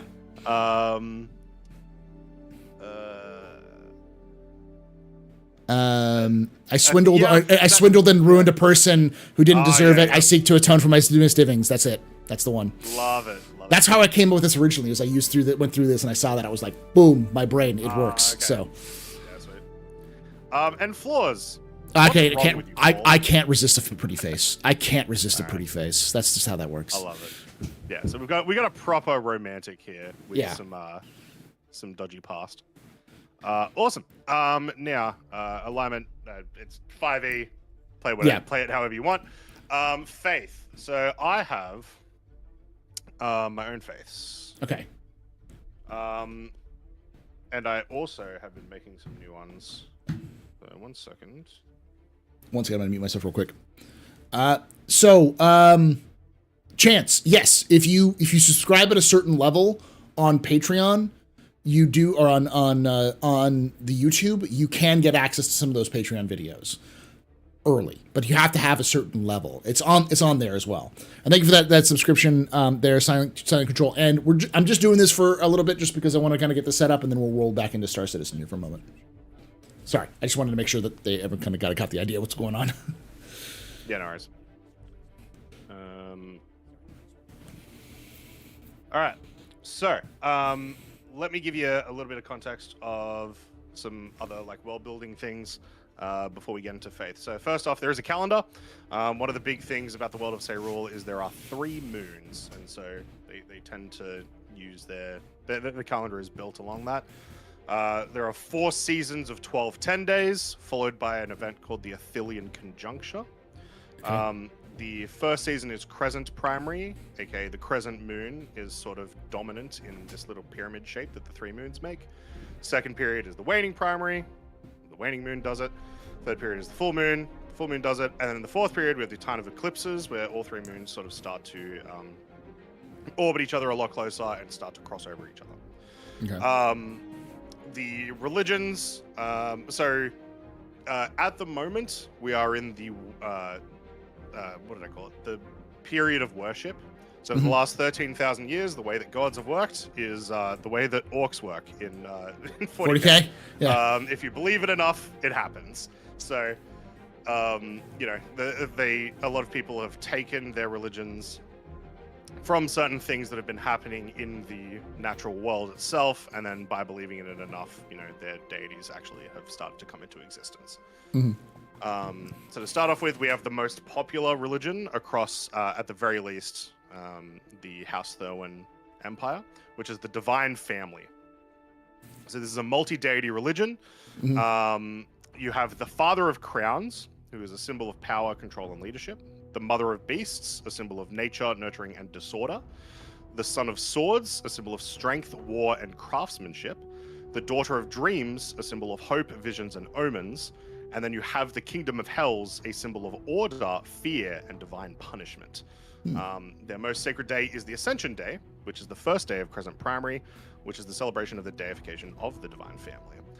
As they were there were some real people involved in that worship thousands of years ago that people started to worship, and then they eventually became gods. We have Nelda Ithil, which is the most popular religion in this city.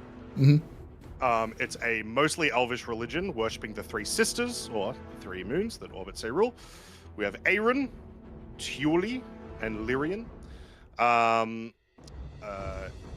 And they do take their domain as the moons themselves. So, you know, there are ways to commune with them.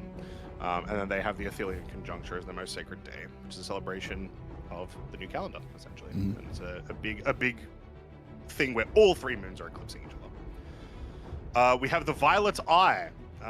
This religion believes in the concepts of visions, information, subterfuge, and spy work. This religion is unique in that there is no deity associated. Nonetheless, the divine magic its believers use can be extremely potent. The religion is considered very shady, and rumors abound in any ulterior motives they may have. However, if you run into a kingdom in Seyrul, you best pay your tributes to this organization. Their most sacred day is the third day of the 12th 10 day, the waning primary. It's a random ass day. And they have a celebration of the Grand Vision, where thousands of years ago, the prophet Aeneas had a vision about the founding of the religion and their control. I am making a religion that worships precious metals, which is going to be, you know, a little bit of like a craftsmanship type religion. But yeah, I am open to adding more religions into my world and stuff as well. So do any of those interest you? Or would you like something else? Would you like this? Okay, I can... Is there a god of fertility or the harvest or anything else like that? There's nothing harvest specific yet. Because we can do that for sure. Yeah, so, generally that's the I try to focus on like family, the hearth, fertility, harvest, that kind of like the life essence. I think the closest that you have is the nature god, but I think that would also work. in the divine family. I don't think that fits super well, so we can 100% get a new one. So I'm just gonna. I mean, this is going to be a religion that crosses multiple campaigns that I run in real life too. Okay. So Paul, you're gonna put your finger on it. Mark on it, not your finger on it. What would you like it to be like? Okay. And so I'll spawn something out of that. As a historian, and as who's married to a classical linguist, so she did a lot of mythology and stuff like that. There's the like archetype of the I forgot what it's called. It's I guess it's just called the fertility goddess, but it's like Ishtar or Artemis, or not Artemis, Aphrodite or Venus, that kind of idea. Yeah. So maybe something along the lines of a goddess of the home and hearth, someone whose job is to that people worship when they go to, like, you know, for good harvests, for good birth, for like maintaining like order in the home, kind of like a goddess you just kind of nod to, being like, hey, by worshiping them, I'm going to have good luck in normal everyday activities, rather than like some divine being's going to come down and save me. It's like I won't, my harvest won't die, and my wife isn't going to die in childbirth or something like that. So okay, all right, so all right, I'd like to do a thing. Maybe this will be a little different-ish to what like traditional goddesses of that style are. I really like the idea of like how protective but also nurturing like spiders can be. Yeah.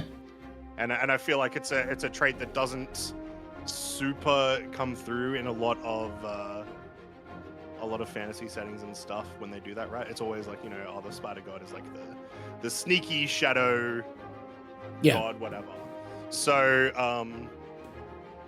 what if we run with that sure. and we make it kind of like a web, like the idea of kind of like the emphasis on like how spiders spin webs, and webs are secure and safe and gather food for people, like and that kind of stuff. Yeah. Like a goddess of spiders, but spiders are a symbol of like home and hearth, because spiders build their webs in dry, warm places where people see a top spider in their home, they're like, oh, a blessing from the goddess, kind of thing. Yeah, as well as like a whole thing of like if you do have spiders in your home, well, that's good, because they're going to get rid of a lot of the bad pests, and like they're a welcome addition to the home, and they're as much a part of the family as anyone else. Yeah. So, all right, so we're going to go with that, and I'm going to write up some stuff about that. But for now, I guess we will just write. Got a religion about spiders. Religion about spiders. Spiders. Cool. And then just like it's not gonna. How much money would your character make? Almost nothing. I mean, other than his gear, he would be almost entirely poor, because he would give everything he has to the poor. All right, let's go with poor. Cool. And then you can do your physical characteristics and stuff. And what equipment? So starting equipment we usually get, right? Like mace. I guess chainmail or scale mail. Yep. I can't remember which ones. I think chainmail is better. Yeah. Light crossbow is fine. Mm-hmm. A priest pack. Like a holy symbol to me. I guess an amulet would make sense. Okay. Something to wear. So like maybe like an amulet like of like a spider amulet or something like that. Yeah. Cool. And some of your charlatan stuff. What's stunning? Deck of mark cards. Love it. I think that'd probably be best. Easy. Cool. All right. So that's your character done. So, I mean, I guess some of the other stuff, I'll go back to the map. So you're a follower of, this spider hearth and home goddess that I'm going to craft. Yeah. I would imagine, a pretty popular religion, especially amongst just like regular everyday civilians, particularly amongst some of the like halflings and gnomes and whatnot. Very like extremely family orientated people. So like so your job now is essentially just being a priest, would you say? Yeah, he's a street preacher, so his job is to go around and ensure he tries to use his skills of formerly being a charlatan to being to do good, to try to turn that into something that is beneficial to other people around him. So like he would like stop gang wars, you know, you try to convince you know, smugglers or other like you know, organized crime syndicates to be like, not to stop their ways, but to like, you know, do some good, bring some medicine in that we need, or, you know, help me get blankets for the poor, or, you know, that kind of thing. You know, use your leverage to try to get some of these other gangs out of places where we need to like build a, you know, an orphanage or something. So that kind of thing, kind of like a more socially adjusted Batman. Love it. So all right, so for the most part then, at least location wise, so this is the House of Many Worships. It's sort of a one size fits all. Hey, come in here, you know, you can commission for a statue or an idol of your particular religion to be there, that sort of thing. That would sort of be like home base for you, at least in terms of where you would meet up with other preachers of your religion and whatnot. I would imagine, however, a lot of the work that you're talking about would be done around the stadium, which is there's a large military presence here, being the capital city of House Thurman. They sort of, each different, you know, region has their own different fighting styles and combat styles and whatnot. This is sort of where they spar against each other, and, you know, might as well put it on display and make some gambling money at the same time. So I imagine outside of that would also be a location to be very familiar with. The market district as well, just in general, you know, it's just where most people are going to be throughout the course of the day. So all around there. One person who you would probably know from your charlatan days is Madame Copperhusk. So she is a turtle and a fixer, essentially, and has, you know, arranged for many different jobs for many different people over the course of the last 50 years or so.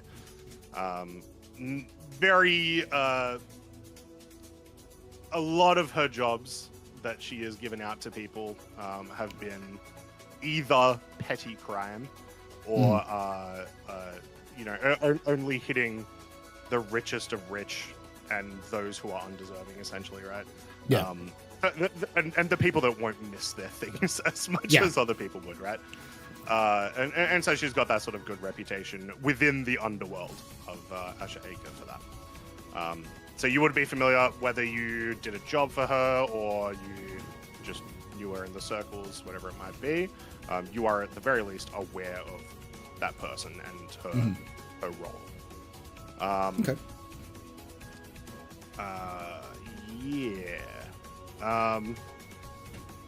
Ryan, I think there's necessarily anything else we need.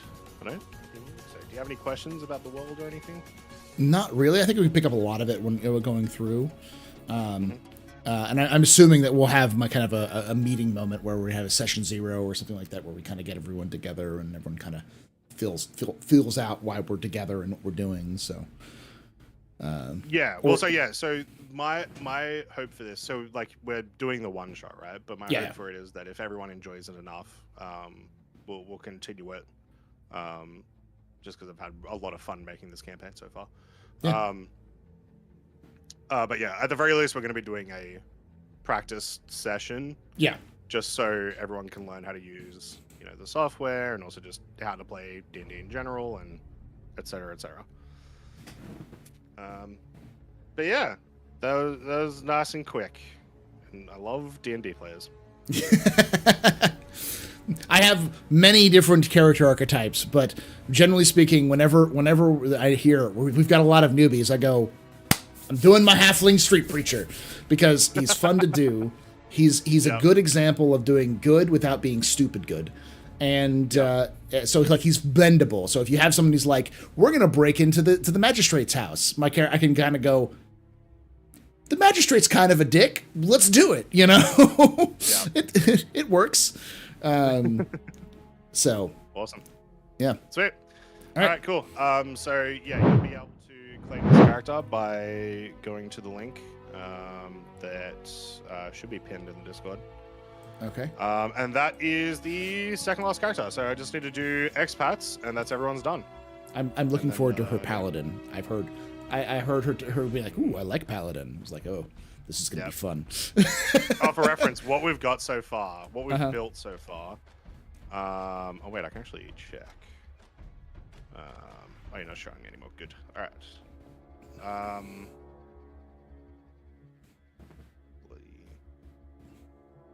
There's some good characters, and like I said, everyone somehow managed to make their characters really easy to integrate with each other.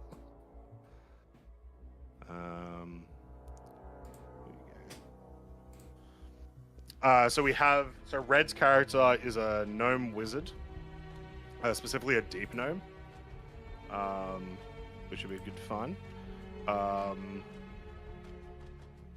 And he's a bit of a crafter, so he owns a little shop where he does a bunch of stone masonry and stuff, or not stone masonry, jewel crafting. Sorry. Tomato is playing a warforged hexblade warlock. I love it. Which I love. I love it. Yeah, he's old. He's very old. Also, not in the charlatan style, but like in the spy sort of area for his character, where he used to work for the military as an informant, and then as just a person who knew how to get things done. And then Mike is playing a human. And he deliberatebly said he was trying to go as basic as he could, but then he ended up making an artificer. Yes. So we have Amos Featherbottom. So human artificer. He said he is going to try to go as southern as possible. Because he's a farmer, is his idea, right? He's a farmer, and so a lot of his like things that he makes, a lot of his like bits and bobs are in relation to farming, right? Which I really like, so that's kind of cool. So it should be good. So I just need expats now. Yeah, easy.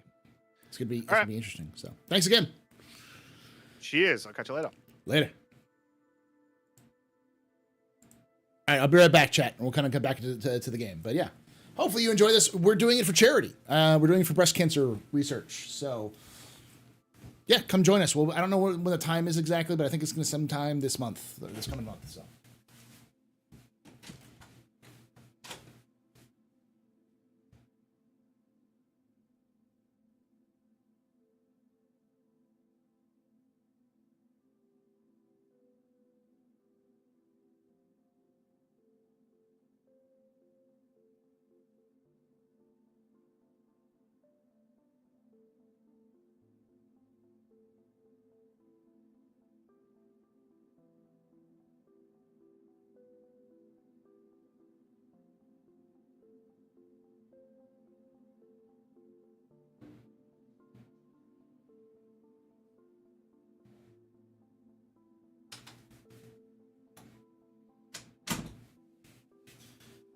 Oof, I have to look up the name of the character that I'm playing. The character I have. Let me a few moments, and I have it somewhere around here.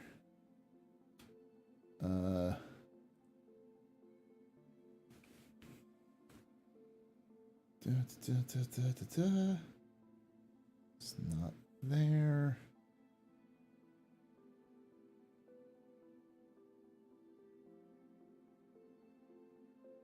Miscellaneous, maybe? No.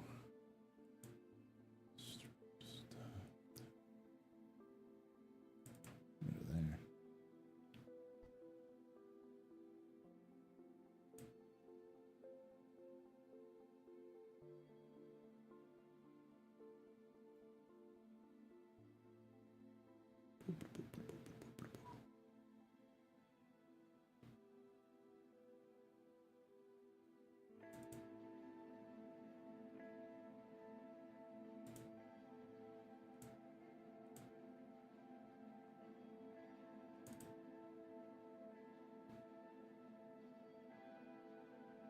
Ah. His name is Garrett Vanya. Big expectations for all of you. No pressure. We're going to have good fun, and the entire place is going to burn to the ground by accident. We're going to summon a lich, like a Draco Lich, by accident, and everyone's going to die but us. If we raise $43,000 for this one shot, I will 100% fly a Redeemer. Yeah, but his name is Garrett Vanya. He is a cleric who loves love. Love is important. Love is all you need. Because love can get you anyway. Love can give you wings. Love can make you fly. Hey, Radar, how you doing, buddy? He's bound to be interesting. Challenge expected. You mean accepted, you mean? All right. Let me go through this real quickly and fix this.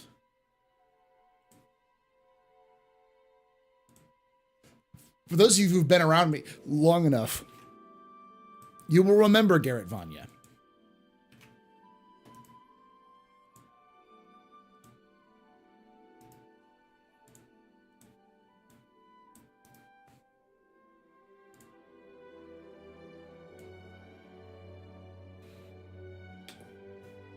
Just flew in from Orlando and bore in my arms tired. Haha.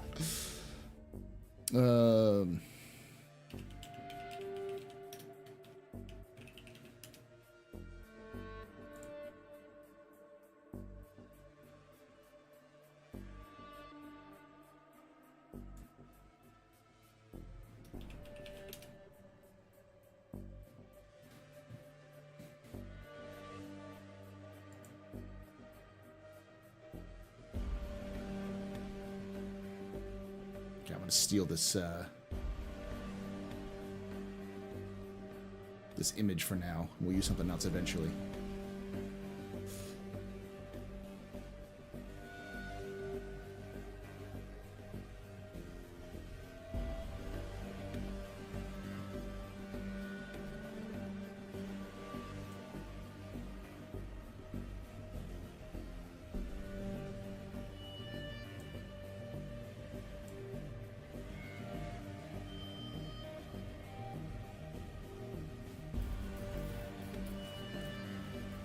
Get pubbed and fly the Redeemer. Okay, we're going to close this off. We're going to get back into Star Citizen. Oop. I got a 30K. A 328K.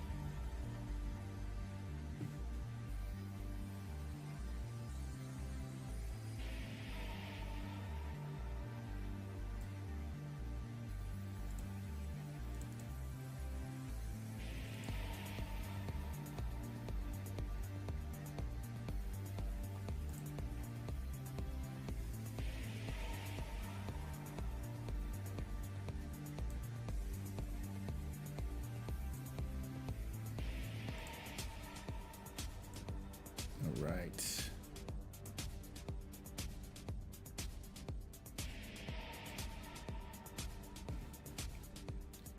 All right. Let's get back to the game, shall we? I do know it's involved mostly flawless experience with Star Citizen now. Pretty cool. I've experienced pretty decent experiences. FPS is okay and a lot of stuff like that. But I've also seen people having absolutely fucking horrible things. So I mentioned about 4 or 5 months ago, my wife and I, that I wanted to purchase a VR headset for DCS. Well, I just found out that she pre-ordered an Apple Vision. Sadly, she didn't know that they won't work for DCS. Can you get that pre-order back? Because it's way expensive. Yeah, you can get a pre-order back and get an HTC Vive 2, I think, are the ones that work. All right, we're going to do some normal SIF-ish stuff. Welcome to the ASOP vehicle retrieval system. We're going to go with stored, so we're going to go...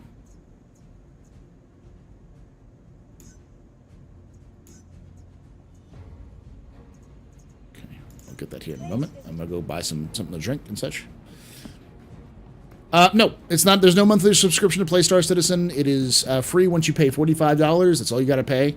You hear people talk about the bunch of other ships that they got to sell, which is true. CIG sells up to $1,000 plus ships. And that's to fund development. They don't have a publisher or anything like that, so they fund everything themselves. So they sell ships as a means to help fund the development of itself. As a kind of a thank you, you get the ships, but the higher the amount of money you pay for a ship is, the worse it is solo. They're like multi-crew, large ships require multiple people to run and stuff like that. But all you need to pay the game is $45 and $45 US, and you can get a basic starter pack, and you're good to go. Everything else can be unlocked in game. There's nothing that's kind of locked out for, well, there's a couple of ships that are locked out, but they're like special editions of ships that already exist. So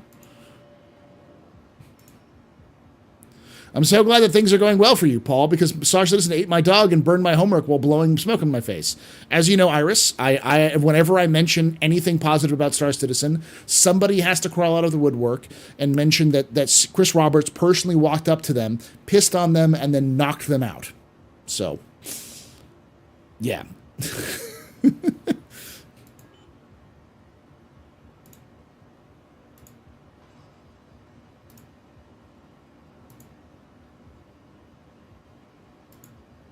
All right, somebody a little bit smuggling. A little chill smuggling.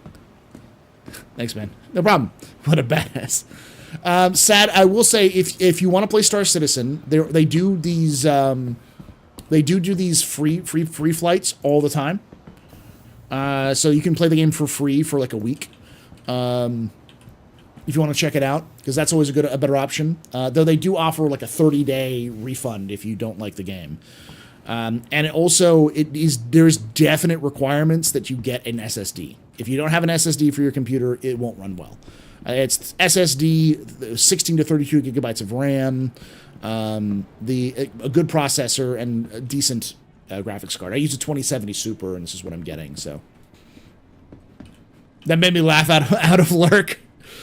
Listen, like I joke about getting that ridiculous, but it's serious. Like, I'm serious. Every time I say something positive about Star Citizen, someone has to remind me that Star Citizen's still in alpha and that they personally haven't been able to get access to the game. Their character is locked out. They get horrible performance or something. It's fucking like clockwork. It always happens.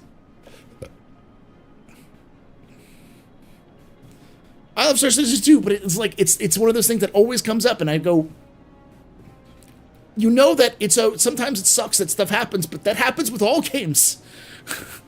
It's how computer games suck sometimes, because they're not optimized for everything.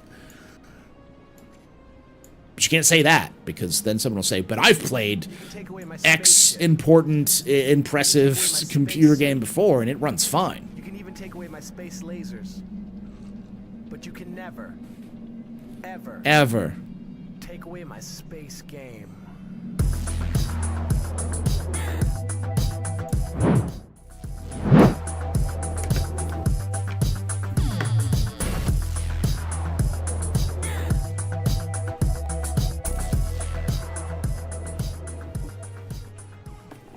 just resubscribed for 8 months. Astro, when will we get a Redeemer plushie? Thanks so much for that 8 months of support. You're very important, Papa. Very impressive, Mr. Any pedestrian. You rock. Shots and cheers in chat, y'all. Shots and cheers. You'll get a Redeemer plushie when I complain enough about the Redeemer. But it may not be you. It may just be me. The CIG just may have someone model the whole thing and just hand it to me because they hate me. Star Citizen. No notes. Test that out now. I've been getting really decent quality. I've been getting decent frames. I've had no crashes to desktop. I've had almost no 30Ks. I think I've actually had not a single 30K since 3.22 dropped. I may have had maybe one or two. There's some performance drops every so often in games, and I've had to swap servers before, but the gameplay is fine. It's fun. It's good, well balanced. There's lots of cool stuff. So it is a great improvement over previous patches. Wait for it. Wait for it.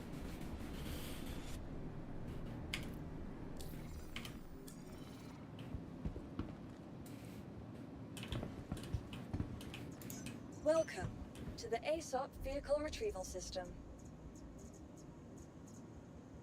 One time, Star Citizen kicked me in the balls.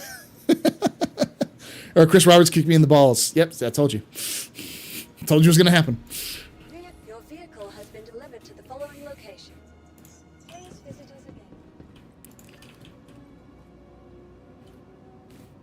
Redeemer plush is a dumpster with 2 hair straighteners on the side. Oh no, if we're going to torch you at some point, we're going to have to get JRDF to build the Redeemer model that you're going to have to paint purple. I mean, Darge is part of that team. If Darge isn't plotting to release a Redeemer model, I don't know who is. I mean, that's also to mention that the Retaliator is a pretty popular ship, so if they release a Redeemer model, if JRDF gives me a free Redeemer model, I will paint it on stream to raise money for charity from start to finish. I will do a nice light purple Redeemer.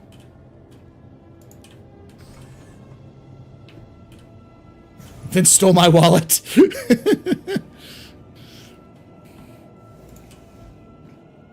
They really need to add those buttons that they have on the Corsair to the Cutlass.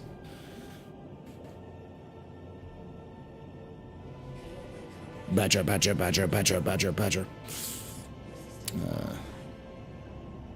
You are clear to launch. God, the Cutlass is so much more maneuverable after flying the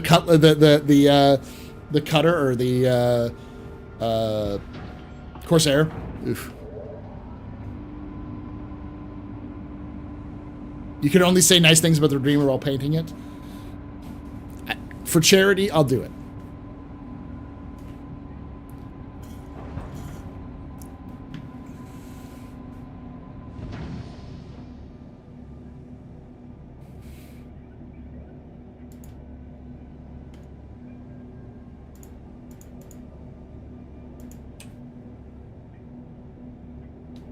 This is the first weird thing I've seen.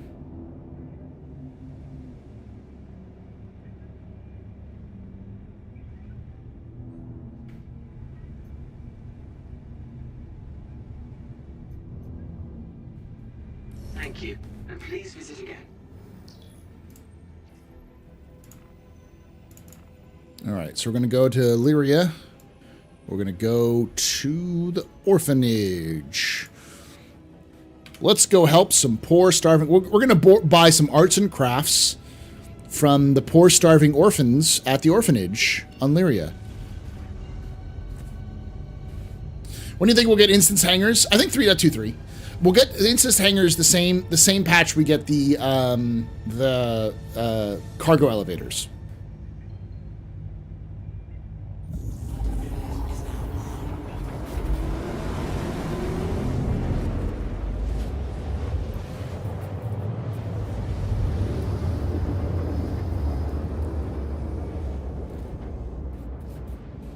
Yo, that server recovery. I mean, yeah, has it improved? Because last I saw it was like 5 minutes, 5 to 7 minutes. But yeah, it's pretty nice. Remember, that's 5 to 7 minutes with CIG running a fuck ton of analytical software in the background so that they can gather data. It'll probably be much faster. I wouldn't say like incredibly faster, but like just let's just say half that speed. You know, so 2.5 to 5 minutes to recover, which is still a long time, but better than nothing. Especially since 30Ks aren't that common anymore. So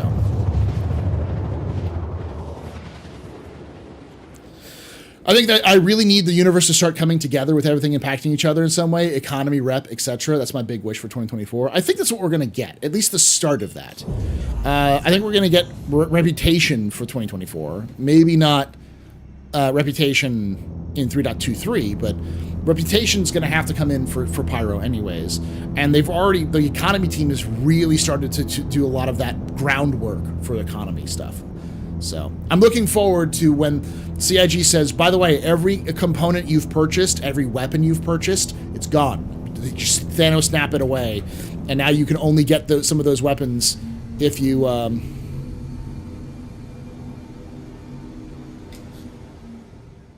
Blackout.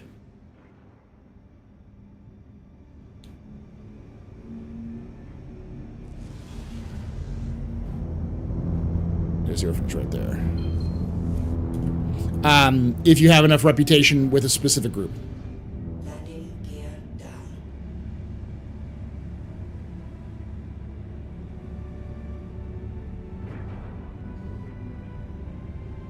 The one thing I'm a little hesitant about is that a lot of people are like, yeah, the recovery. The recovery means that if you're trapped on a planet, you can't log out and log back in and be back on the station. You're trapped on a planet until you either backspace or someone rescues you.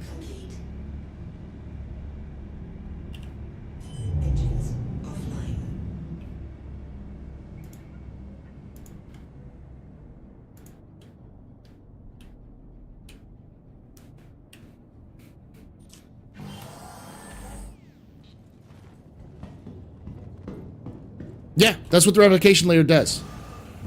It saves your location on the map so that when you get back into the map, you can always go back. The replication layer will hold on to your... Well, that's what PES does, but replication layer allows it to kind of cross between servers. Because right now, it's a server-based thing. Your information is saved based off of the server.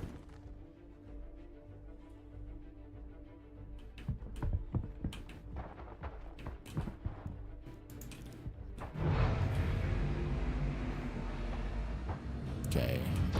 This it makes it a lot better with the Cutlass Black, but, you know. It is what it is. Yeah.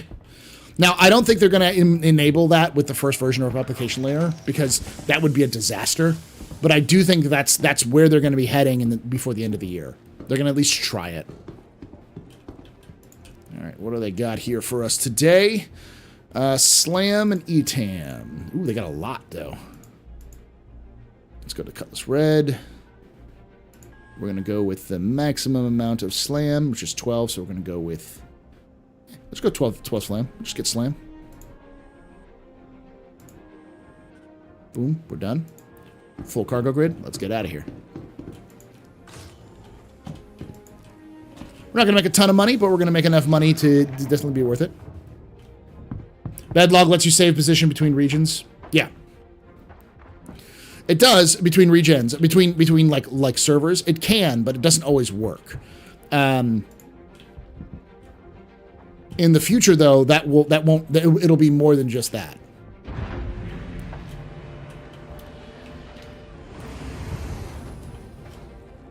Close.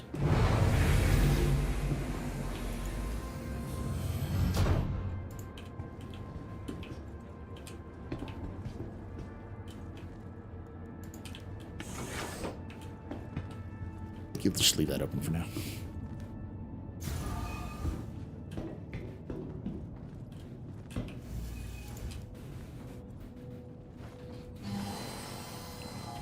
So where will we be able to log in and play then? If Bedlog is just a thing of the past. Bedlog, what the Bedlog does is the Bedlog will be able to you'll be able to disappear your ship. So the way that bedlog works is on certain ships, if you bedlog and there's nobody around you, after a few moments, your ship will disappear from that server, so you will be safe. And then when you log back in, the ship will pop back into that region wherever you are with you in the bed, and then you can get out. But if you just log out, that ship is going to persist there forever. And so if anyone stumbles upon it, they can destroy it, pick it up, they can do whatever they want to. So that's what bedlog does when you're in space.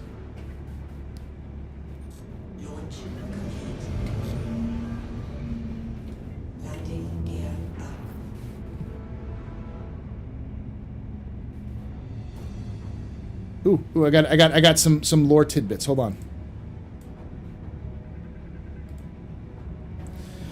The many-legged mother Prassix, represents symbols of spiders and webs. This religion focuses on hearth and home, fertility, local prosperity, believed to be originally a stem from an ancient religion worshipped by the Drow before the Age of Worship. Eventually, this religion became very common amongst halflings, dwarves, and gnomes. As spiders they kept in their homes and gave offerings would protect the family from pests. Now, Many-Legged Mother is respected in most households, with even places of worship in other religions, often having small idols and symbols of webs to respect the goddess. Nice. I like that idea.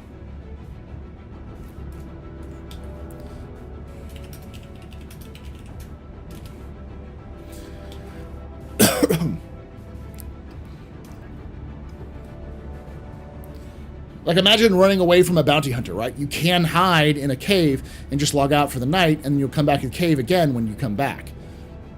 You will, yeah.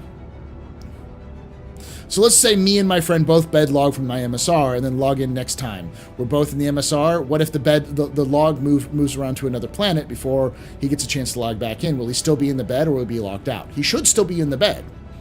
That bed should be taken up by his body or by his character, and if you blow up that MSR while he's there, he's dead too. That's at least the way it's supposed to work. What happens to your character if you bedlog for a month?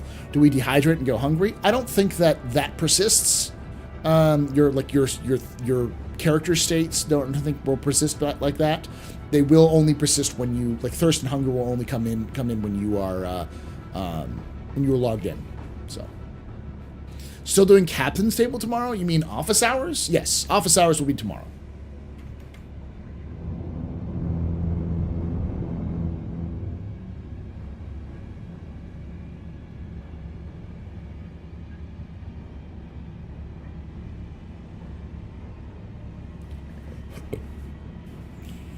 Yeah, the door button's a little... not very good. You dry up like pasta.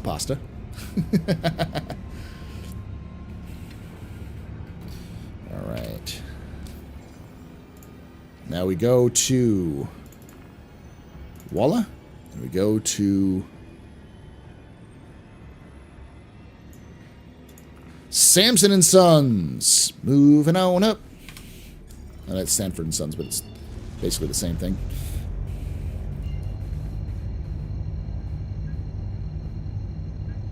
How you doing, Victoria?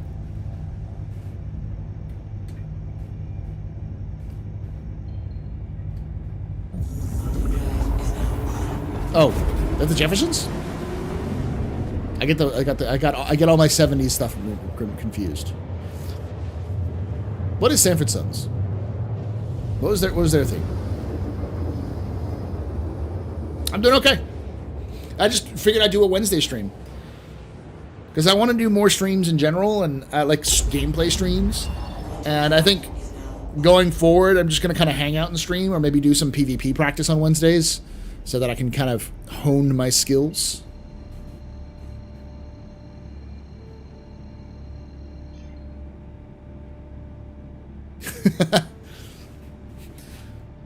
In my brain, it's Thursday.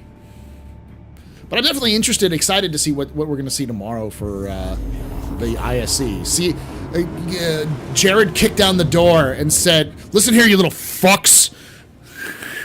And it's just throwing stuff on the table. Like, this is what we're getting. Shut the fuck up.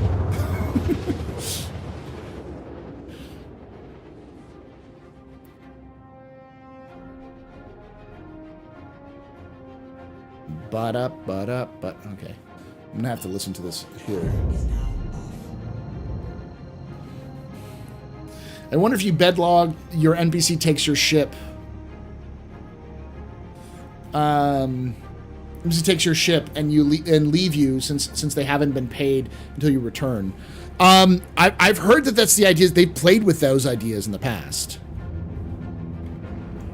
Like they were talking about the ideas that you have to maintain morale of your hired NPCs so that you don't like lose them over time.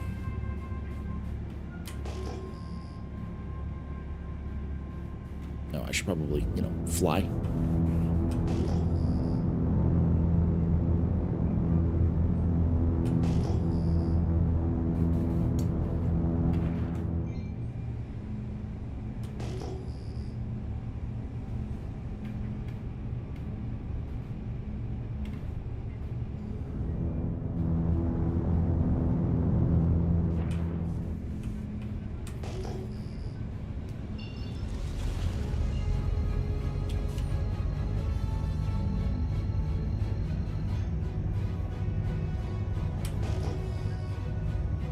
I'm really low to the ground. I know I'm not flying low, but still.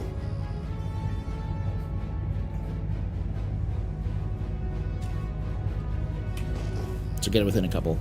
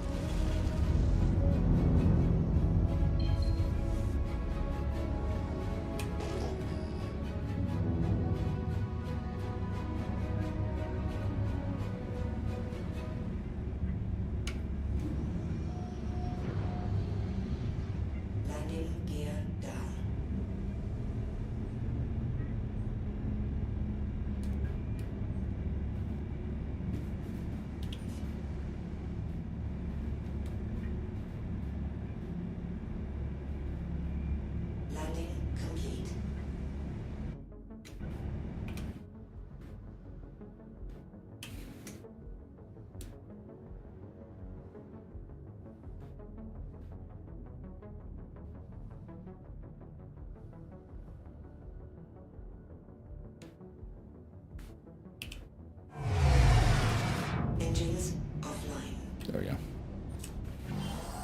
Yeah, we are sponsored by Factor 75. Great service that gives you food meals ready to eat. Only a couple of minutes to cook up and you're done.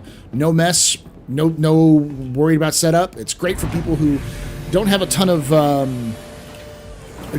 time to. Oh, well, that's a really good parking job on my part. Don't have a ton of time to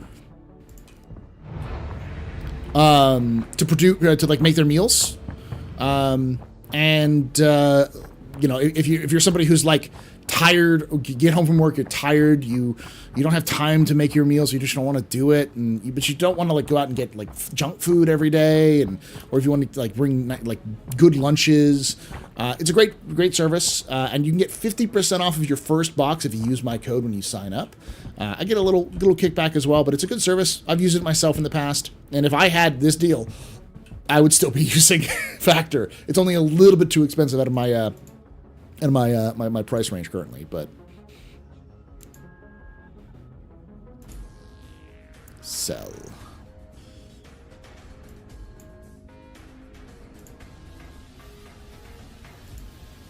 $1.5 mil. I was at 1.4 before this. I may have been closer to 1.5, but let's go get more slam.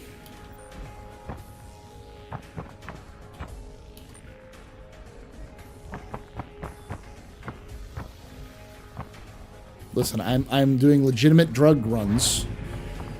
I'm just taking pharmaceuticals being made by orphans at the orphanage and dropping them off at Simon & Sons because, they need it. Hey, Angry PC Tech, how you doing, buddy?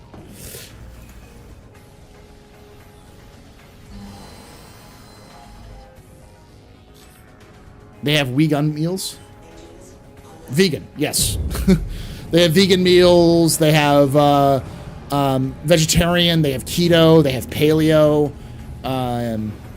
So they got a good variety of options. So, and they're all pretty good. We'll be sponsored by them for until like the end of February. So feel free to sign up.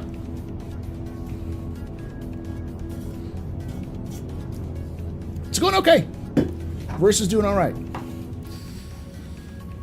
I haven't really had any crashes. I've only been playing for maybe about an hour or so. I spent about 30 minutes setting up and about 30 minutes helping, making my character with Croncy for a one-shot for charity that we're doing this month.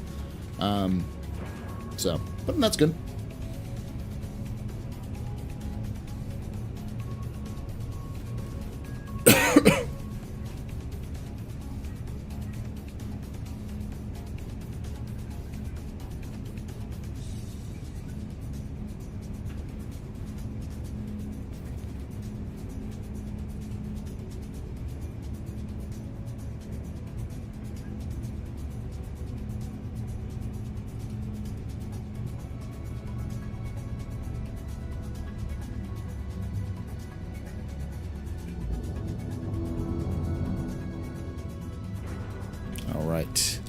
Now that we have absolutely no illegal operations whatsoever here,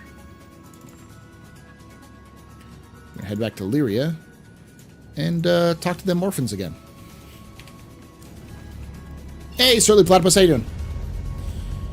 What's the plan working on? I'm doing some legitimate trading. Some perfectly legal trade. Nothing to look at here.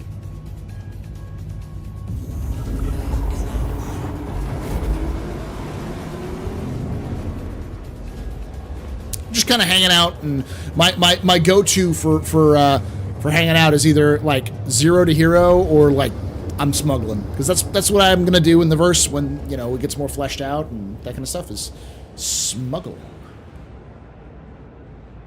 Listen, I'm helping the orphans, and I'm a legitimate businessman. Okay. Where are the orphans?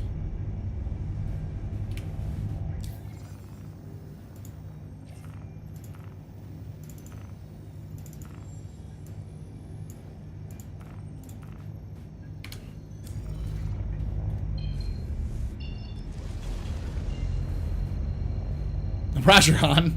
Han is the worst smuggler ever. He's a terrible smuggler. Because everyone knows he's a smuggler. He does jobs that he knows he can't complete. He's a good pilot, but a terrible smuggler.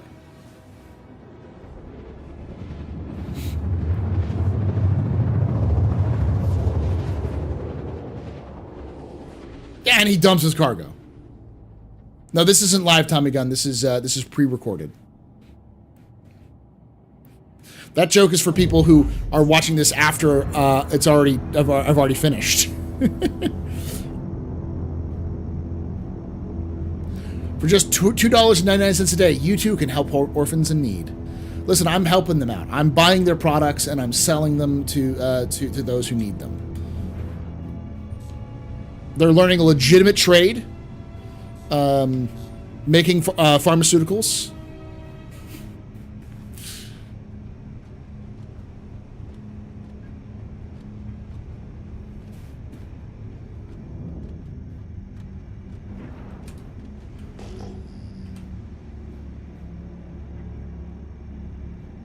Yeah, it's right there. So where in the mountain is the orphanage? Because I know it's on this mountain.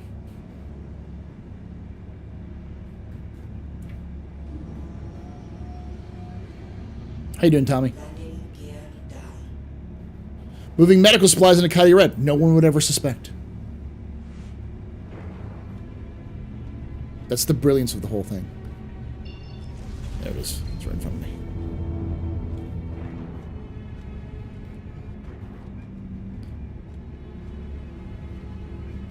What do you got on board that ship, son? Just medical supplies. Drugs.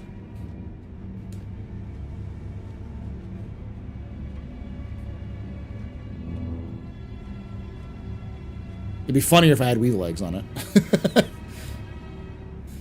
What are you carrying? Erectile dysfunction pills?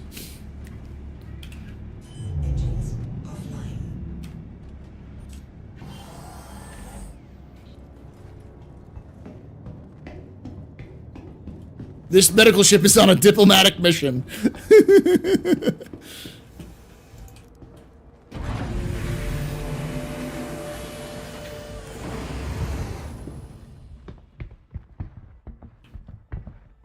Clipping a little bit of it should be fine.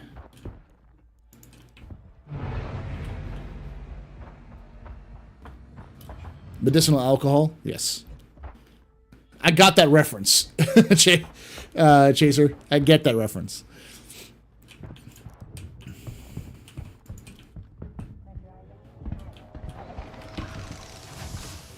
You know, 40 grit sandpaper makes brass get hot quick. That is very true. Sandpaper can make a lot of metals very hot very quickly.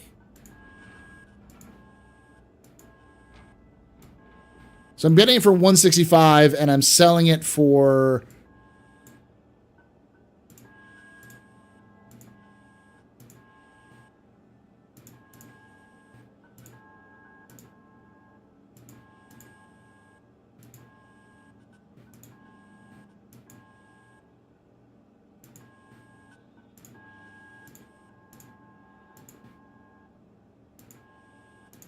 okay, I'm gonna have to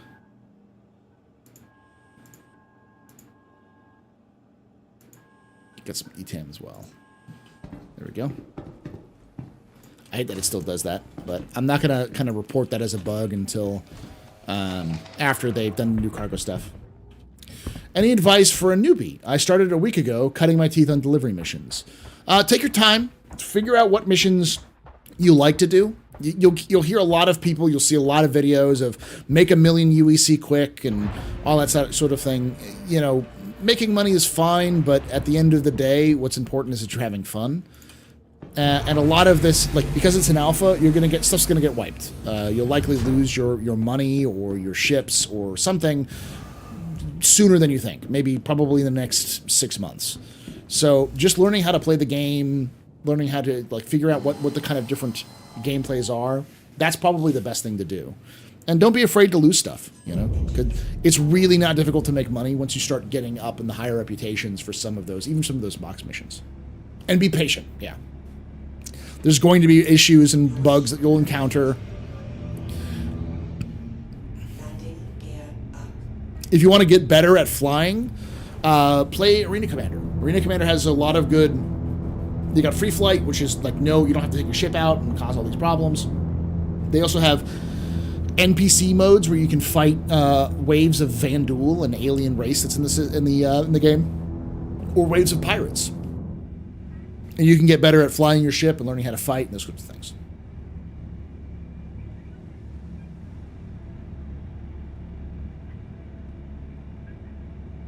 I guess they abandoned the idea of using kite forklifts to transfer cargo to the settlements and sell it. I don't know what that is.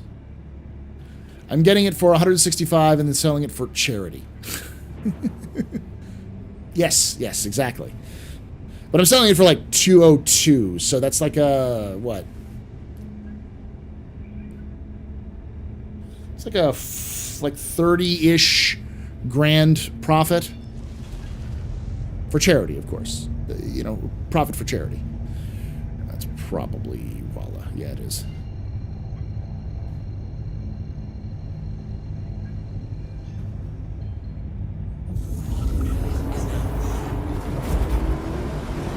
Like forklifts. No, they're still going to use forklifts for cargo transfer.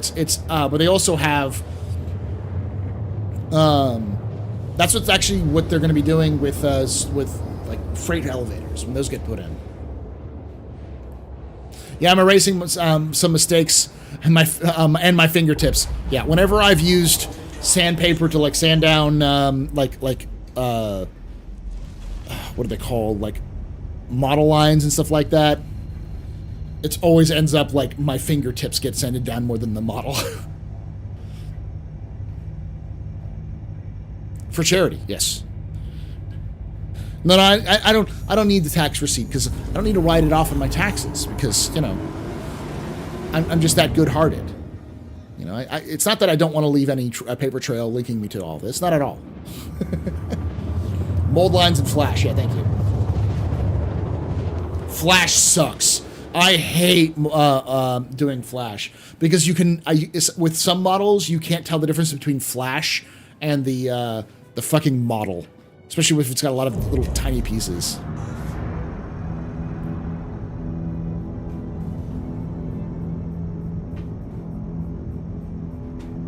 Cash only.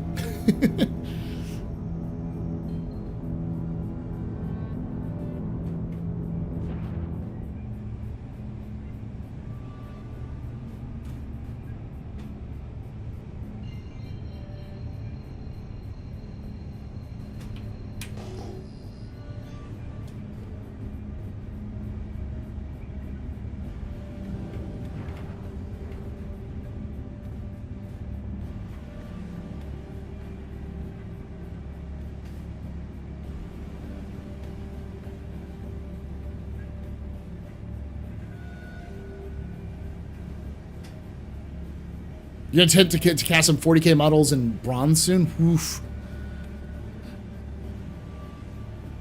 As long as you don't sell them, GW won't go up your ass.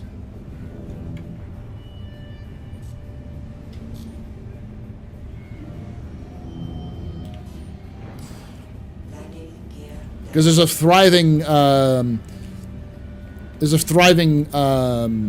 resale, not resale, what is it called? This is different. I'm not used to this. Oh, I am used to this. This is where I usually land.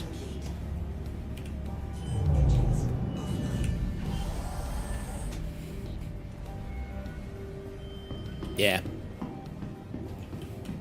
Alright, I'm gonna risk it for the biscuit. I gotta use the restroom real quick. I'll be right back.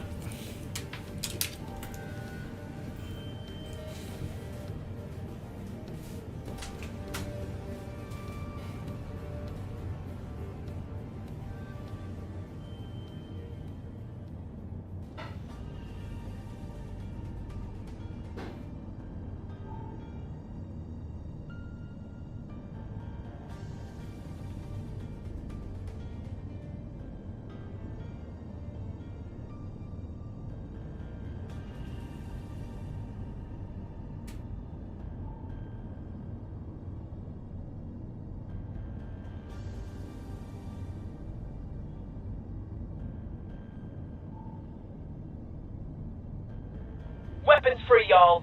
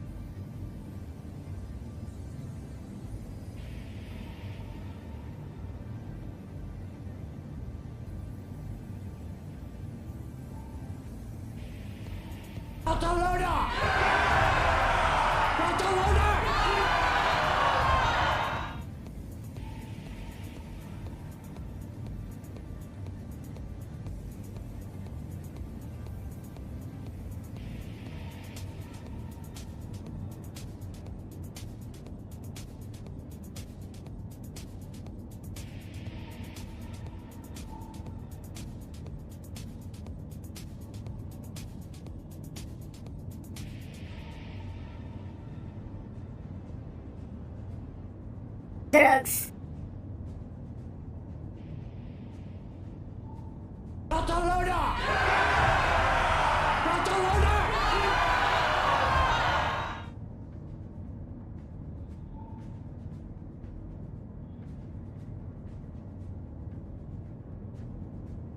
Good news, everyone. Everybody and his dog calls himself an outlaw. Bounty hunting is a complicated profession. It was at this moment that he knew. He fucked up.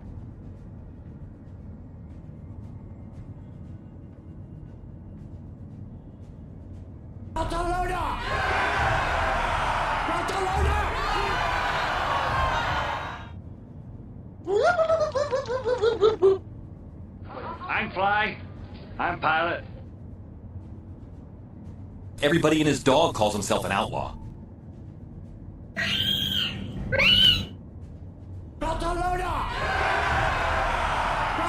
It was at this moment that he knew. He fucked up. I'm just an old-fashioned cowboy.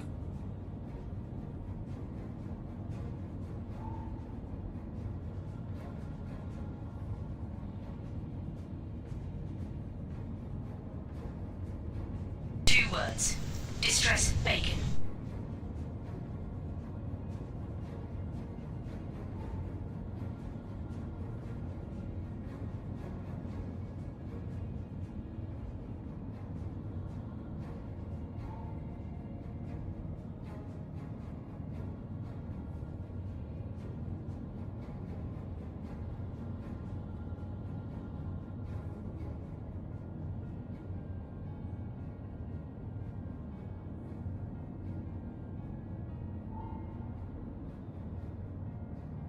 Good news, everyone! 2 words. Distress bacon. Hello, I like money.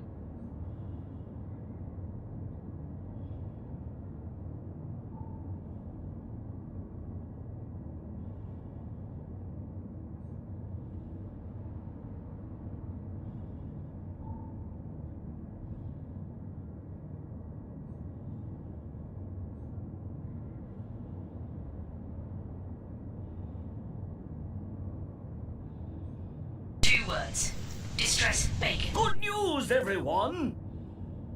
Bounty hunting is a complicated profession.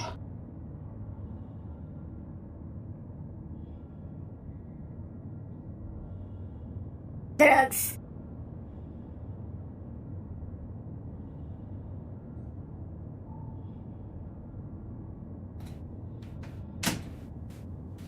Well, I didn't just get killed, so I'm fine.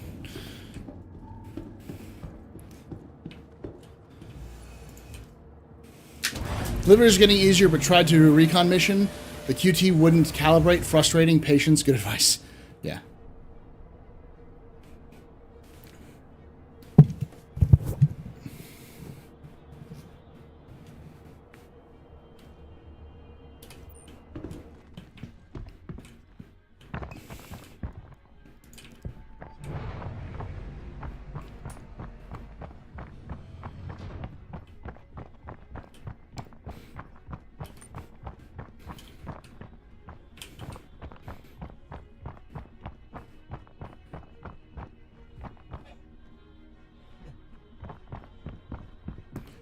Wee.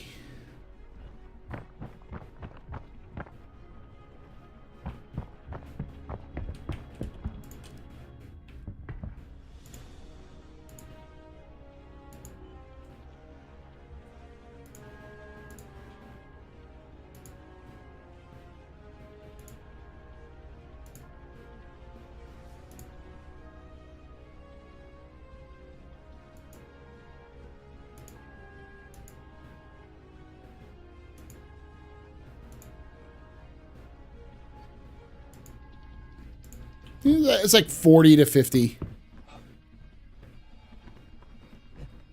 going to mostly focus on ETAM next, though, because that's got a lot there, too. Hey, Flerius. Yeah, no, I'm trying to do more in-game stuff. I've got a lot of, like, goals and stuff to do stuff in-game, especially, like, zero-to-hero things. My goal is to be more, is to do more in-game streams rather than just, like, the talkie stuff. Don't get me wrong, I like the talkie stuff, but... I also plan to do a little bit of other things, like I'm going to branch out and do lore for other series. Like Helldivers 2 is coming out next week, and I'm going to do a video on Helldivers 2, and then I'm going to stream Helldivers with friends and such.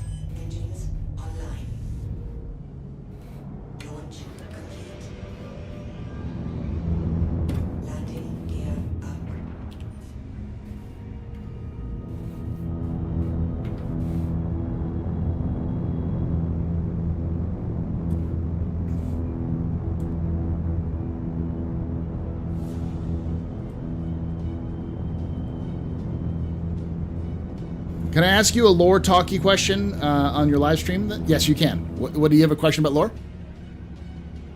Hit me up, baby.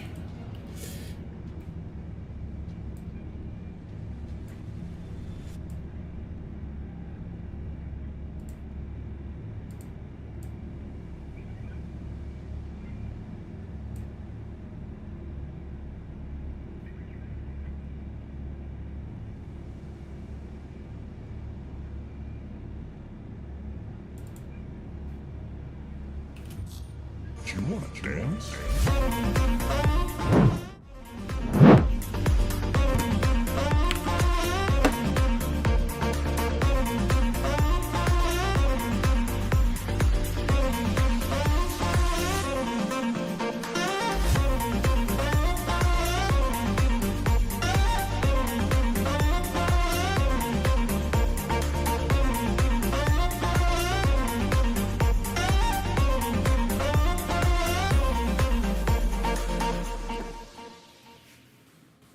Oh, thank you so much for that raid there, Yacht Club. Welcome everyone from the Yacht Club. My name is Paul, Berserker01, Batman, your humble host and space bartender here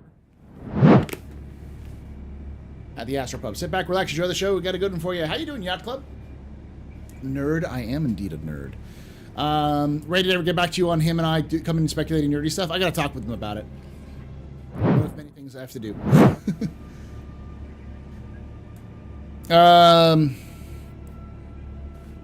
Since people all over the verse are on different times, what greeting would you use at a random space station? Whatever the local time is. Local time trumps standard Earth time, but standard Earth time is how all government actions are recorded. So people use the Earth calendar, they use standard Earth time or standard Earth or SET, and standard Earth year, which is SEY. So, what's happening at the pub tonight? We're just doing some completely legitimate trading, some entrepreneurial stuff. We're helping out orphans, right? We're going to the orphanage on Lyria and buying their arts and crafts or their very creative use of making medicinal supplies that I'm selling to Simon and Sons salvage, you know, for the children,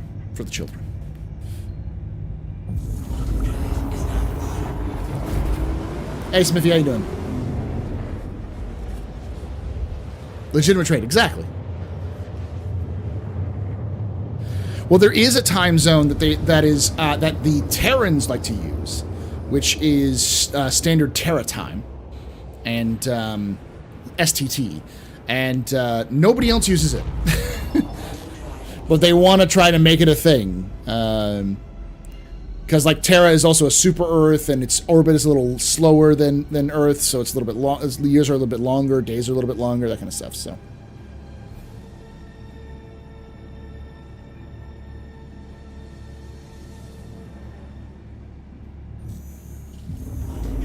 Sounds like Esperanto, yeah. Good day would work. How you doing? Howdy. Those are all good greetings. Hello.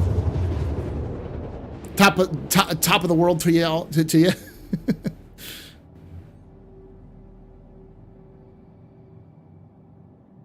It's like most naval logs you see at calibrate to your government's capital time as soon as you touch land in your local time. You're in local time. Yeah, generally speaking, if you're in a local area, you do local. Wait, so if Terra is a super Earth, does that mean it's got a higher gravity, so the people of Terra would be like Captain from Andromeda? It's not clear. It seems like gravity is still 1G. Just because it's a super Earth doesn't necessarily mean it has higher gravity. It just means it's bigger. There are other things that can factor into gravity of a planet other than its size. Like, for instance, Mercury has much higher gravity than it should, based off its size. So a lot of like physicists theorize that it has to do with what it's made of, that it's that the components of the planet are actually heavier, which makes its mass larger. Size and mass don't always mean the same.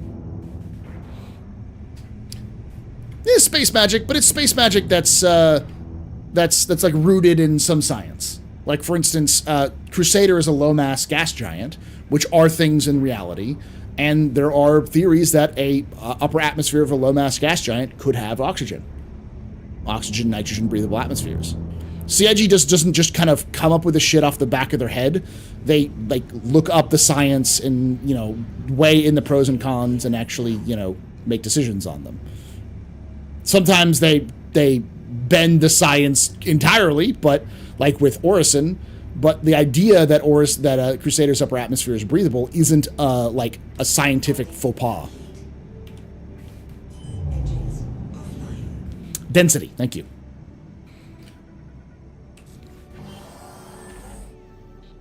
So it could just be that Terra has less density than is less dense than Earth, or as dense as Earth, but is bigger. I miss science fantasy, love hard sci-fi, but there's something special about science fantasy. There's a lot of good science fantasy out there. It's just you don't see a lot. There's a lot of hard sci-fi is the new kind of like the new hotness. Hollow Earth theory, Hollow Terra theory, yeah. Early on, CIG was in contact with several scientists and made changes of lore based on that advice. They have, I think, one or two people with scientific, like with masters or PhDs in like physics. Like they like on the development team. The head of feedback, Bayer has a PhD in archaeology, in geology and archaeology. So, like, they got people they can talk to. Ooh, that's a lot of slam.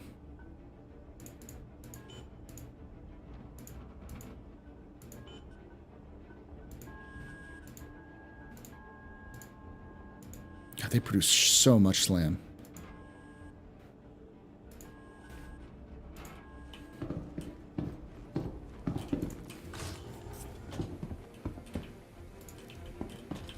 So when you come out racing, Paul, I'm never racing. You don't want to see me race. I'm a terrible racer, Smithy Joe.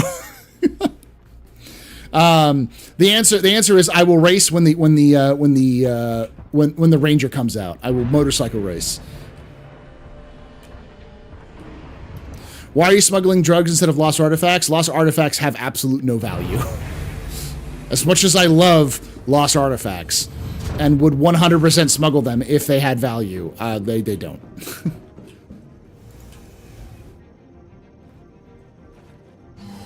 I say crit me baby go one time, gave me a sub. Crit me baby one more time during our subathon last weekend.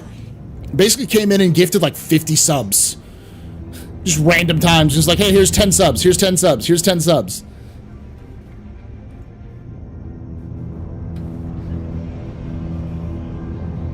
Mad lad.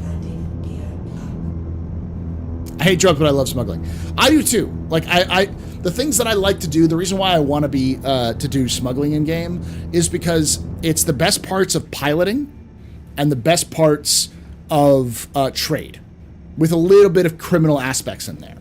Like the idea that I have is, of course, you know, smuggling to make money, but to also, like, I don't know, smuggle Hurston employees out of Hurston because they don't want to be in their contract anymore. So helping them smuggle them out or smuggling in things that are contraband for Hurstons. That's very much a fuck you, Hurston. I'm down with that. You know, I'm down with, like, smuggling, you know, knockoff products in to fuck up stuff, so.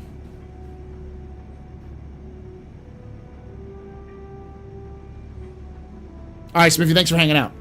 Go check out Smithy. Smithy does streams on Twitch with where they race and stuff like that. And also, of course, check out the Yacht Club, because they have the Yacht Club Bar Citizen, which is their kind of their weekly show on Wednesdays. So I'd forgotten about that.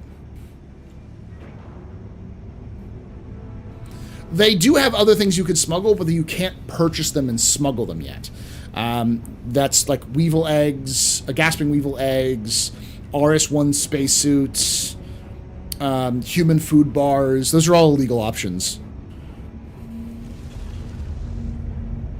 They are not legal actions, but they're cool ideas.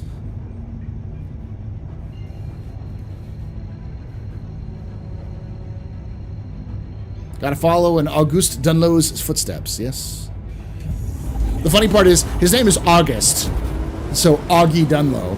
But, or Gus. He's a Gus. He looks like a Gus.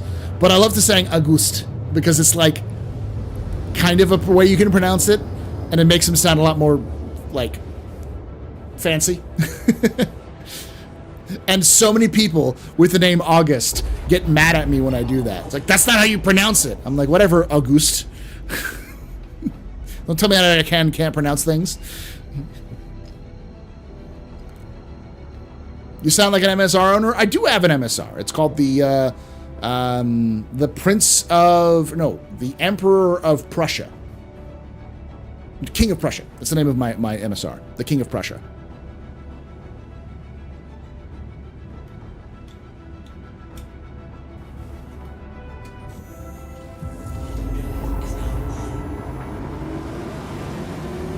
Sounds posh, yeah. Got a couple of everything. Yeah, it's pretty cool. I've been on it a couple times, so.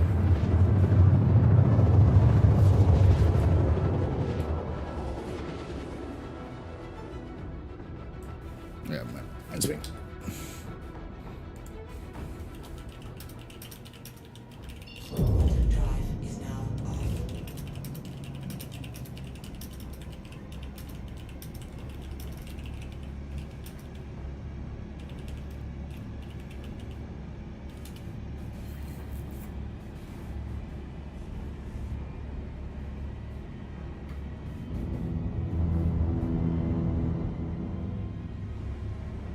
It's also an outlet mall near me. That's the King of Prussia is a pretty popular name, and you know where it comes from?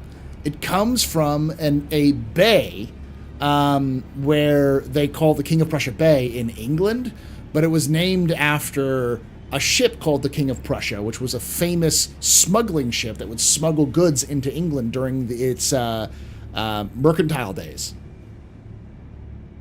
It would smuggle stuff from mainland Europe.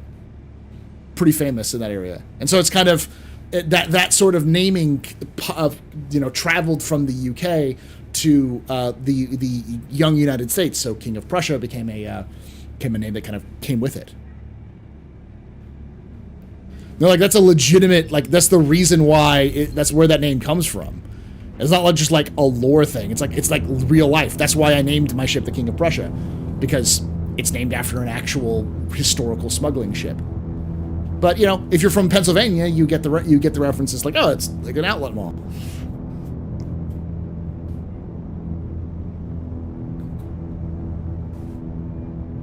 It's actually a pretty famous outlet mall, if I remember correctly.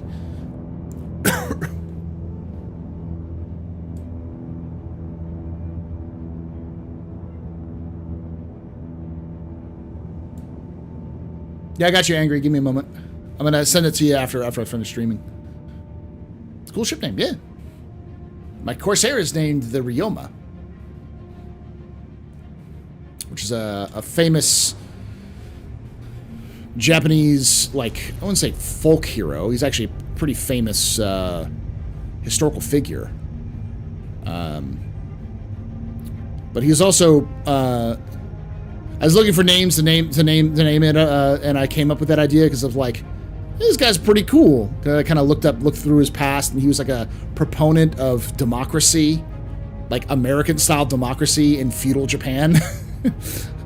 Helped found the first Japanese Navy, like modern Japanese Navy. It was he's a wild dude. I kind of way overshot that.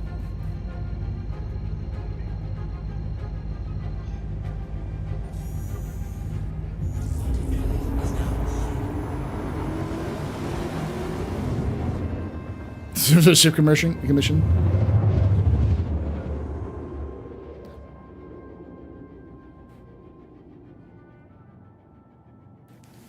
Out with it. I'll kill you myself. Brother? What?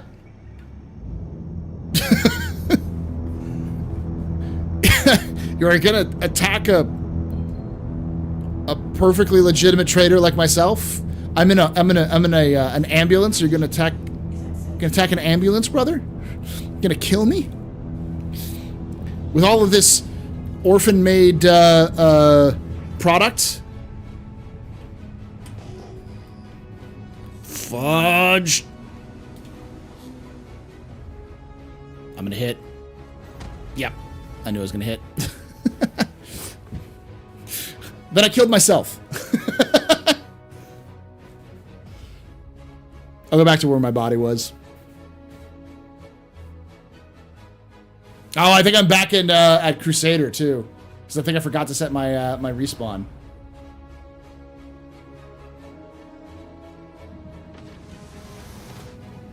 Actually, I should probably call it there.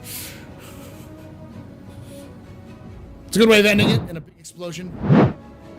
Losing a bunch of money. Yeah, not that much. Thank you for hanging out with us. Let's see. Shoot for about 3 hours.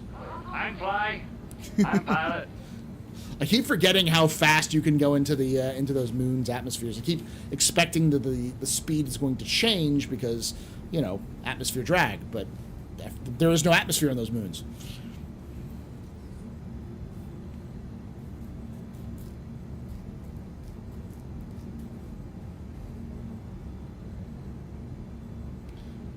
So we'll kind of wrap this up and call it a day.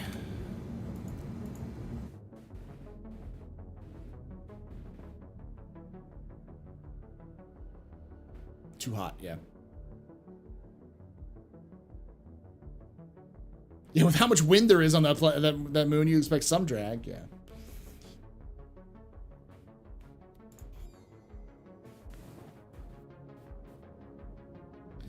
So yeah, I'm interested in seeing what ISC has tomorrow, to see what's in store. And the big thing is that a lot of people are excited for ISC. SCL is big.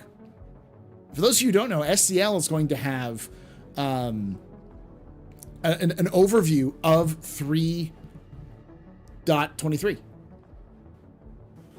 Yeah, let me pull it up so we can see.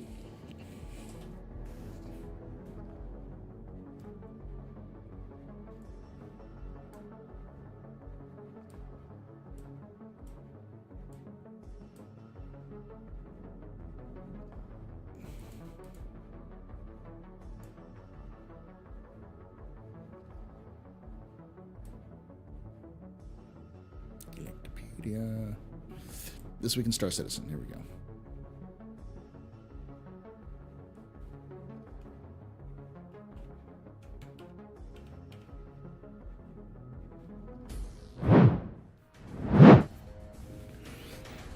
So we're gonna go through some of this. Nico. I can't say his name properly. So we have Alpha 3.22.a was released, the Siege of Orison, and the tech preview for replication plus server crash was tested this weekend. As planned, the server crashed. We're professionals, don't try this at home. And after a few short minutes, the recovery process worked and allowed players to continue their adventures as if nothing happened. Thanks to everyone who helped stress test the channel, we have gathered lots of data and will put to good use that will bring improvements to the next set of playtests. So the service failed successfully. So they're going to have they had the Pyrotechnic Amalgamated release. They updated the Arena Commander schedule, and then they have a new community event that's being run by Germany, UK, France, and Spain fighting off against each other thanks to Avenger, Arc Venture. Is that Arc Venture or is it supposed to be Avenger? Avenger 1. And of course Barcelona. Bar Citizen Barcelona. Now here's the big ones. This Tuesday, lore enthusiasts will get a new Galactopedia update. At least I know I will. Yes, of course. And then Thursday, your beloved Inside Star Citizen returns with its first episodes dedicated to the feature content of our upcoming Alpha 3.23, with gorgeous and exciting looks at the new EVA mechanics and the updated personal interaction system, both of which aim to dramatically change the way you interact and traverse the verse. So we know that, at least according to this, 100% those two features are going to be in Star Citizen 3.23. On Friday, the weekly Star Citizen Live is back with an all about 3.23 special. we'll be discussing the broad scope of the work for Star Citizen's next patch. It's a week of shows you won't want to miss, and the weekly news RSI newsletter will be delivered to your inboxes. So, while ISC is big, SCL is bigger. We're looking at some massive news coming out because we'll know how big 3.23 will be in with that. Now, caveat, CIG has in the past announced features that are going into the game and then pulled them out at the last minute. However, in fairness to CIG, they haven't done that for 3 years. They've done it, I think, 3 times in the last 3 years. And they were all at the end of the year patches. And then one was a mistake, like where they announced something to be added to it, and they were like, wait, no, we didn't mean to put it there. So yeah, it's going to be a big week. And then there's also a new thing that I asked on Thursday is going to be released this month in Star Citizen. And I asked Jake, the fuck is this month in Star Citizen? Tamisk.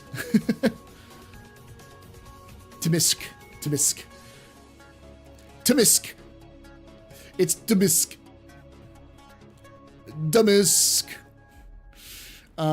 And Jake said it's like This Week in Star Citizen, but it's just going to be an overview of everything that's coming out this month.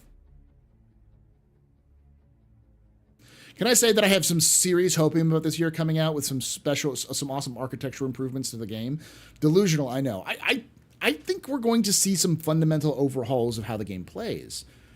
Like, I know a lot of people have been very, how to put it? They've been very skeptical of CIG's own abilities, but the reality is that CIG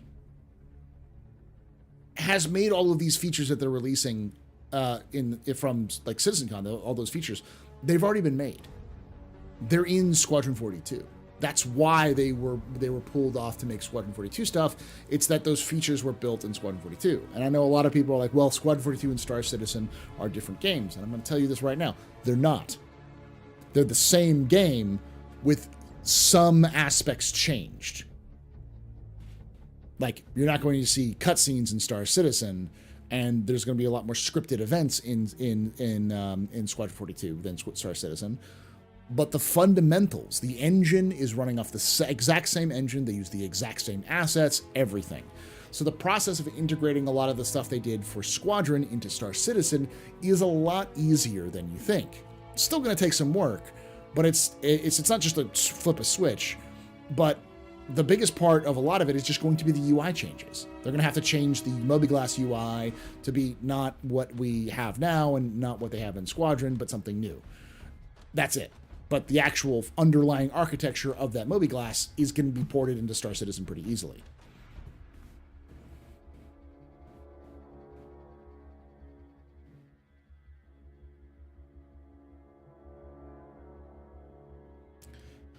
I mean, my biggest hopium is basically everything we saw in CitizenCon is coming in 3.23. That would make it the biggest patch we've ever had, short of like a major like 3.18, 3.0, 2.0 kind of patch, because that's a huge overhaul.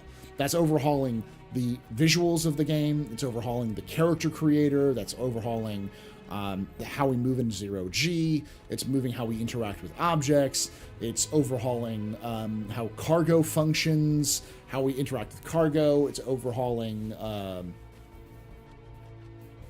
gosh, what else was in there? FPS mechanics, like fundamental ways of how damage systems work. But I know that not all of that is going to go in. Obviously, they've said that it's going to take them a little bit longer to do the engineering gameplay and those sorts of things. But we're still going to, I still wouldn't be surprised if we saw a lot of that in there. Because again, most of it is just overhauling what we already have and replacing what we already have rather than being new materials they've never done before. I think in all likelihood, now that they've confirmed that they're shooting for the EVA system and the interaction system in 3.23, I think we're probably going to see the new cargo mechanics, the new cargo elevators, along with the new because that comes part and parcel with the hangars. So we'll get the new persistent hangars with that. We'll also get probably the stuff they haven't talked a lot about, which is the cargo missions that they've been developing. They have two forms of cargo missions, which is cargo transport from A to B and cargo retrieval, which is legal and illegal, where you go find a ship that has cargo, disable the ship, take the cargo off the ship, and then deliver it somewhere else. I think that's probably the big ones. We might see master modes, but master mode seems like it's going to need a little bit more. I think we have a high chance of seeing sometime in the 3.23 range having the integration of the replication layer split into the game. I don't see us having it in 3.22 since we're so close to 3.23.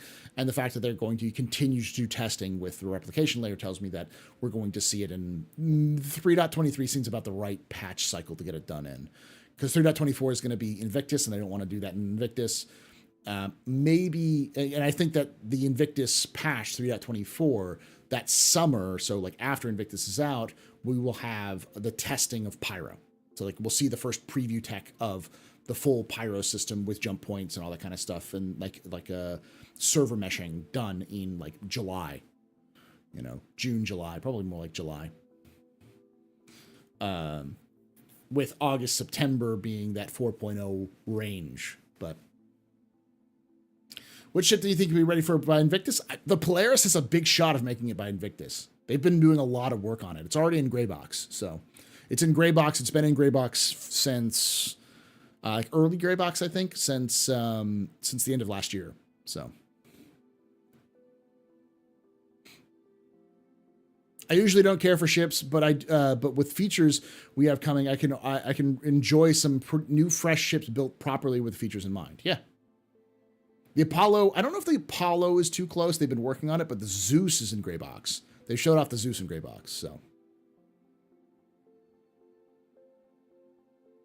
Your whole B?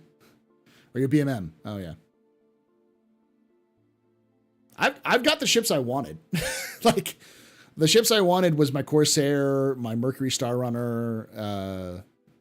That's about it. I mean, the only one I don't have is my Ranger, but, I'm good. I don't think we're going to see the Liberator. I think anyone who thinks the Liberator is kind of coming out anytime soon is you just put down the hopium pipe. That is far too much hopium. That is an overdose level of hopium. We have heard nothing about the Liberator. There has been no mentions of it going into white box. There has been no mentions of it being designed. It is a larger ship, so it's probably going to take up the same slot as the Polaris. So, and they've already said when they finish with the Polaris, they're working on the Galaxy or then the Perseus. So they've got a large amount of ships they have to do in the RSI range before they even can get to the other ships.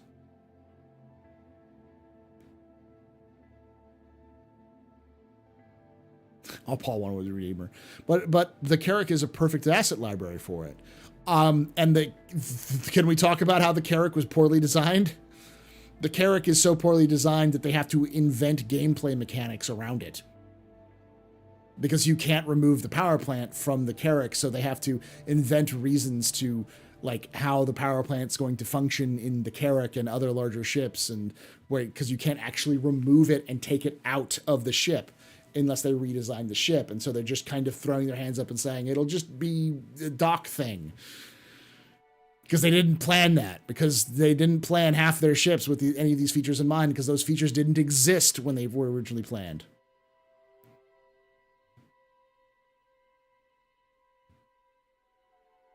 Yeah, well, the cargo is pretty easy.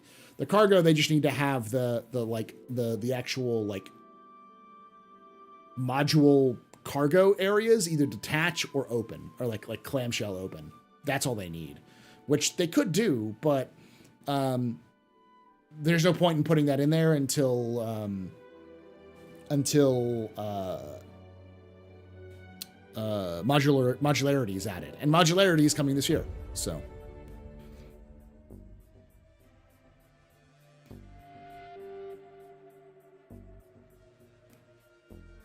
Astro, I kind of want a 2650 Carrack release, and in its original 2650. You mean 2850? It was built in 2850, or in like the 2800s, like early 2800s, 29th century. Not anytime sooner than that. The original concept and rename it. I don't care. I want the original concept. Thoughts? Just have a different company make something that's similar. RSI could make something like that. Like easy peasy, or Aegis.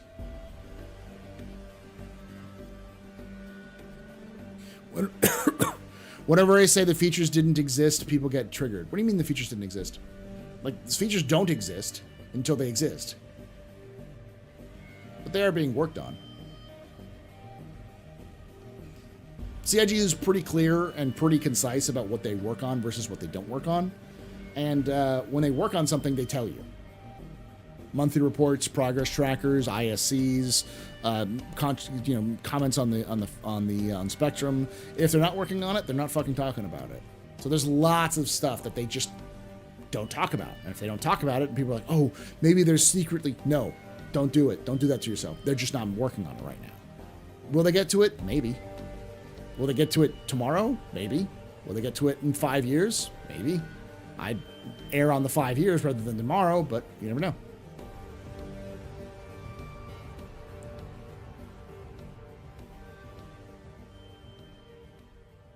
You just said it. Point proven. That's my point. Well, I mean, yeah, like, but like, there's a difference between, like, saying features don't exist in the same way of like it's impossible, it's never going to come out, versus you can see when something is being worked on, and this is what they're planning on doing, and you can see that planning process. That second part is more of a when will it release rather than if it will release. Anything else, it's no point in following it because it's just not coming out. Like, it's like, I'm really looking forward to the next Mass Effect game. I have no fucking idea when it's coming out, so I'm not going to care about it until it comes out.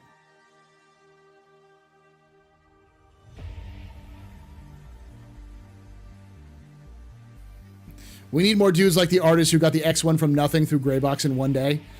To be fair, they spent 6 months on that damn thing. They originally were going to spend 3 months, and they extended it to 6 months. I don't doubt that it was just one dude who was like, I've got other things to do. Just, I'm working on it, sort of.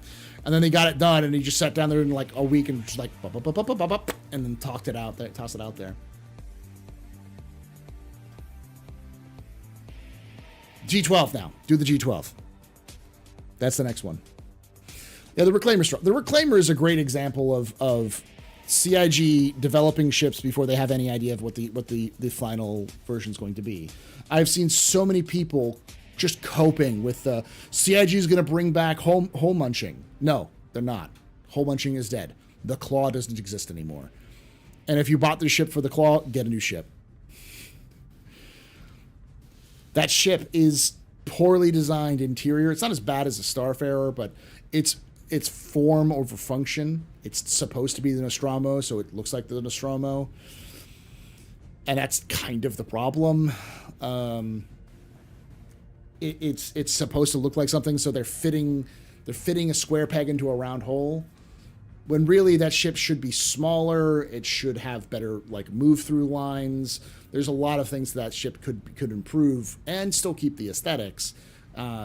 Like removing the freaking processing area and changing that from the giant like chompers to being just a generic location where you can access the processing. Turning it from being a giant like buzzsaw area to being a refinery, the way it's kind of supposed to be. The straw.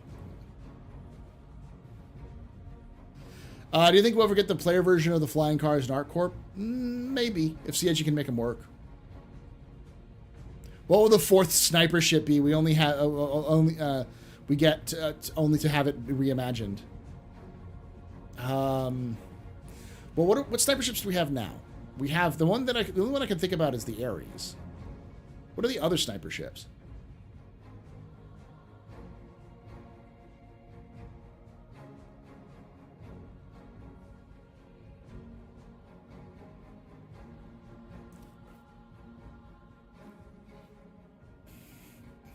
And Idris is a frigate. It's not really a sniper ship. It's a capital ship. The Banu Defender was originally a sniper. Okay, so we have the Idris, or we have the Banu Defender and the Ares. What else? I legitimately don't know. The only one I know of that's this sniper ship is the Ares.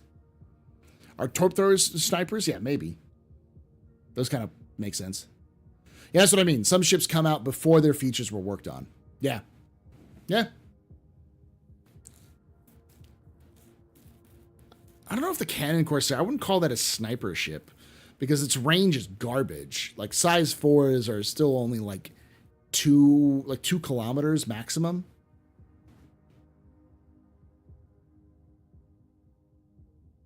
The delete yeet. Because like that will tell me what sniper ships exist now will tell me what sniper ships would be made in the future. Size 5s. But even the size 5s is still like 2.5 kilometers. It's size 5s if you take the gimbals off. And then it's size 4s gimbals off for the wing guns, I think.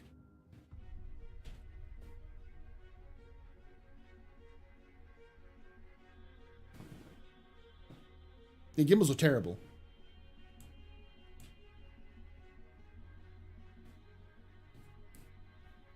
They're going to increase the range in the future, but I think they're trying to keep things simple for now.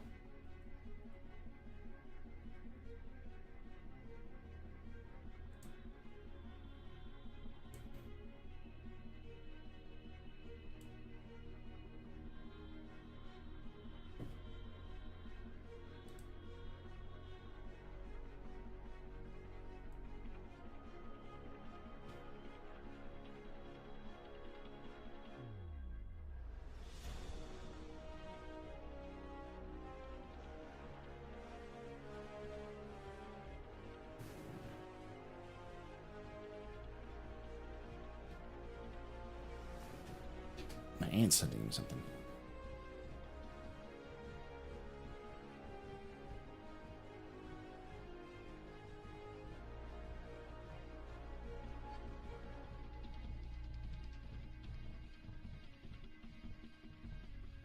Oh, it's my dad. God damn. He's a handsome motherfucker.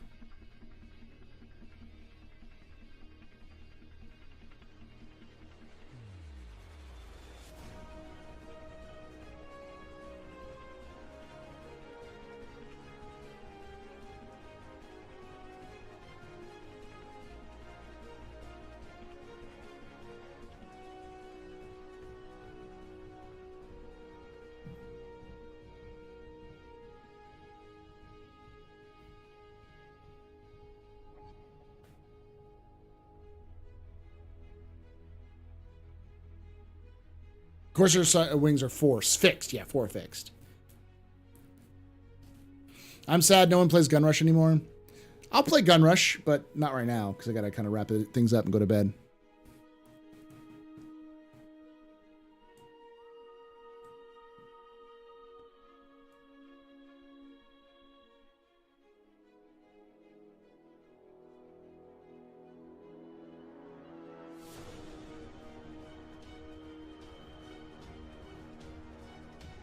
Hey, Fishy.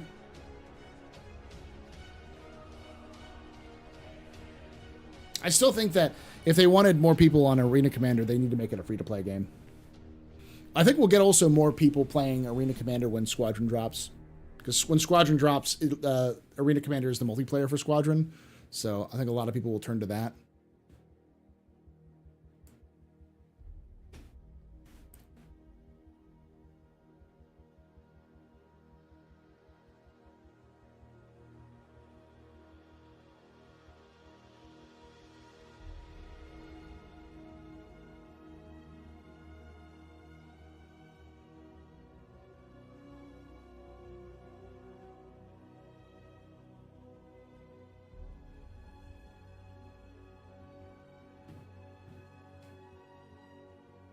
JP question, What does small, medium, large monikers mean? Because Xenothreat brings in an Idris from Pyro, don't they? Yeah, they mean jack and shit. CIG has already admitted that that system is broken, and they're kind of re-evaluating how they're going to do sizes. My guess is that what they'll change the jump point sizes to being jump point stability. Because that is one of those things they've talked about a lot about is stable jump points versus unstable jump points. So they'll likely change the sizes from small, medium to large to like light, medium, and heavy stability.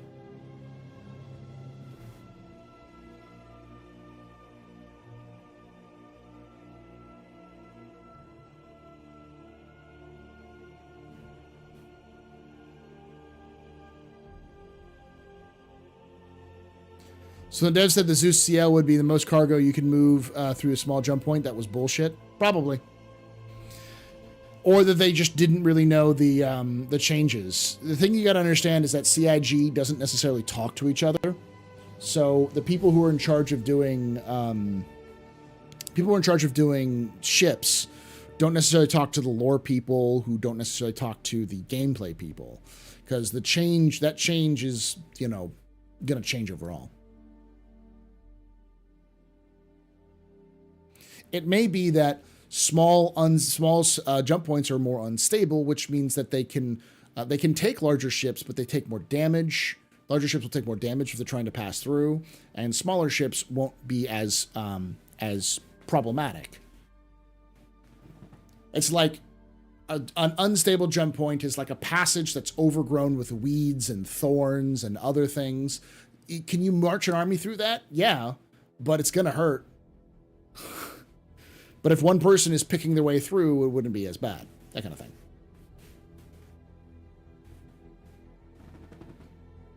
Yeah, a small jump point might mean unstable, therefore more turbulent, and then a whole sea maneuvers worse than a Zeus. Yeah, and they'll probably change some of the sizes here and there to make it make sense.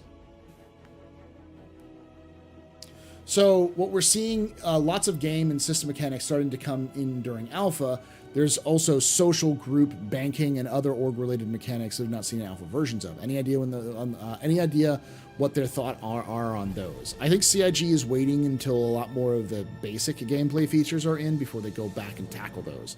But CIG has said that the systems they're developing for the organizations in the game, so like the Rust Society, the different like Haulers Guild, the Bounty Hunters Guilds, those sorts of things which you could become members of, that process, that system is going to be the same system that player organizations are going to use. So they're developing it for the NPC organizations first, and then they're going to copy that over to the player organizations.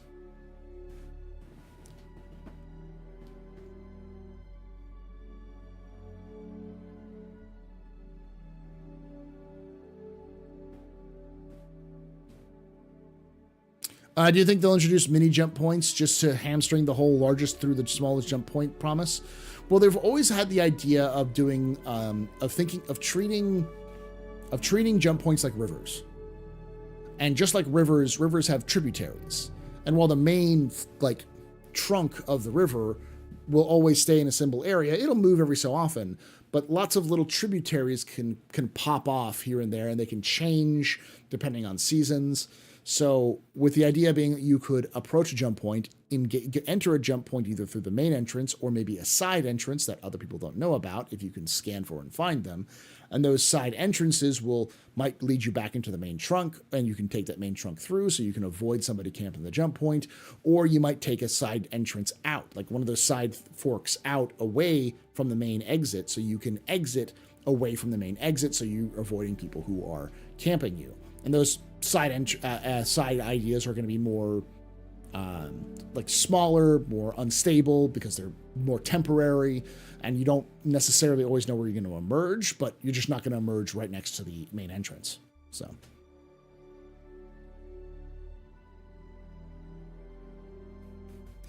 And the idea that those things will collapse and reform and all of those things. But that was also the idea that they used. They said, like, you know, if you choose the wrong path, you know, getting out, you might dump you off and like just kill you in interspace. And when they said that, I was like, that's not very fun. That's not a very fun mechanic. They might make it an instant death, or if you fail maneuvering the tunnel. Yeah, that's what I've heard. I don't like that mechanic. It's a very boring mechanic. Because the idea of instant death because you fail to maneuver is it's so bad. It's unfair. It's not fun. It's penalizing you for possibly something you'd have no control over. And whenever a game punishes you for something you have no control over, unless it's a narrative design, it's a bad design. Personally, I'd like to say that if you hit the walls too much, you get dumped out of Quantum, but really damaged at the other side.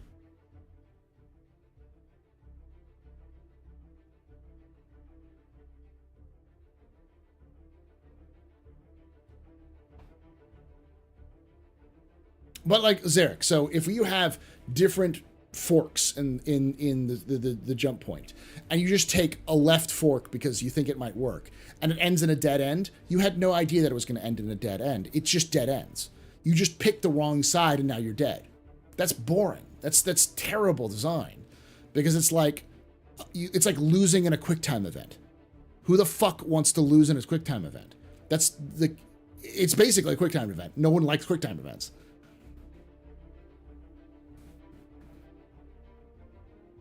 It's like riding the rapids, but like if you can also do these things like where you're bouncing, like if you lose control and you bounce up against the side and then you bounce down again and bounce back and forth because you can't control forward and backward momentum. You just might get tossed around like a rag doll, and that ends up poorly. So I don't like that idea. It's a bad design. I don't mind you being really messed up. Like, yeah, you get to the other side entirely messed up. All of your systems are fried and barely functional. But I don't like the insta-death sort of thing. It's a QuickTime event that's also a loading screen, which is, boring. You can take away my space suit. Suit. You can even take away my space lasers. No pew-pews. But you can never. Never. Ever. Ever. Take away my space game.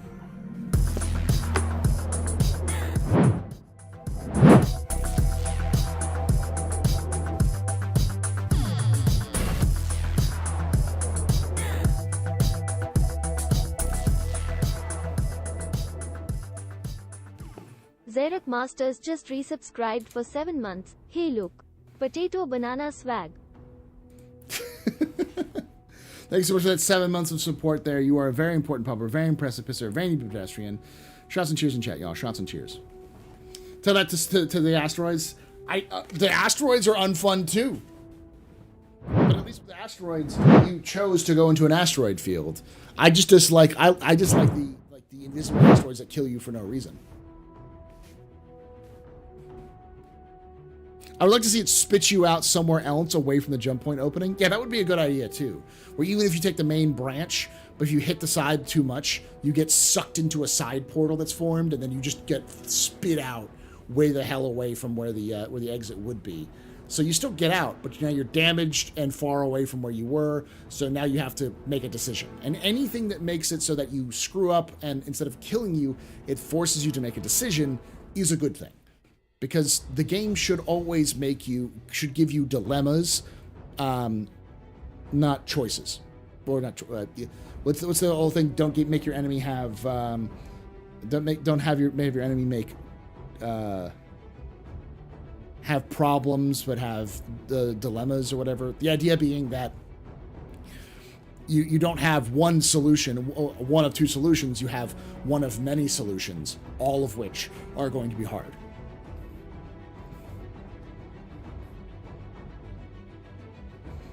Exactly. This should definitely be punishment for fucking up that hard. But that punishment shouldn't be insta-death. Because players won't learn anything from it, they'll just get mad.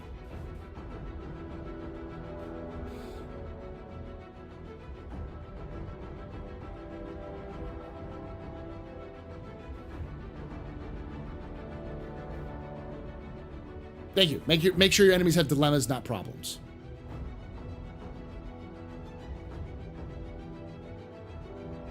I mean, yeah. I mean, if you are bouncing around the sides of a jump point like a ping pong ball or like a bouncy ball,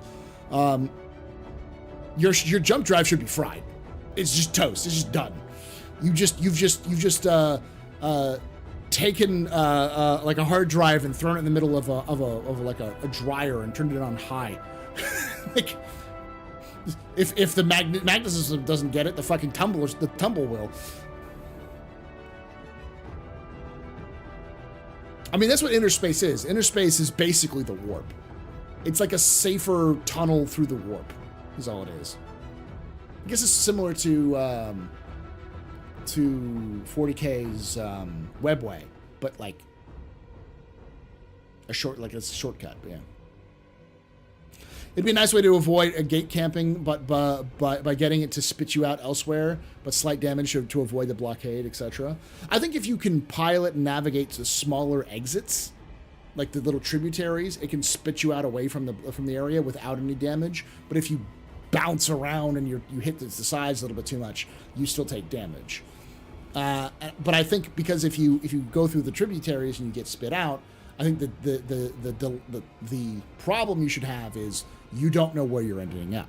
You know you're not going to end up at the entrance, but you could end, thousands of kilometers away from the nearest location you need to go to, which means you're going to have enough fuel to get there. So you're rolling the dice, whereas, yeah, you're not going to get gate camped, but do you have the fuel or the materials to get you where you need to go when you have no idea where you're going to come out? Can it meet the profits?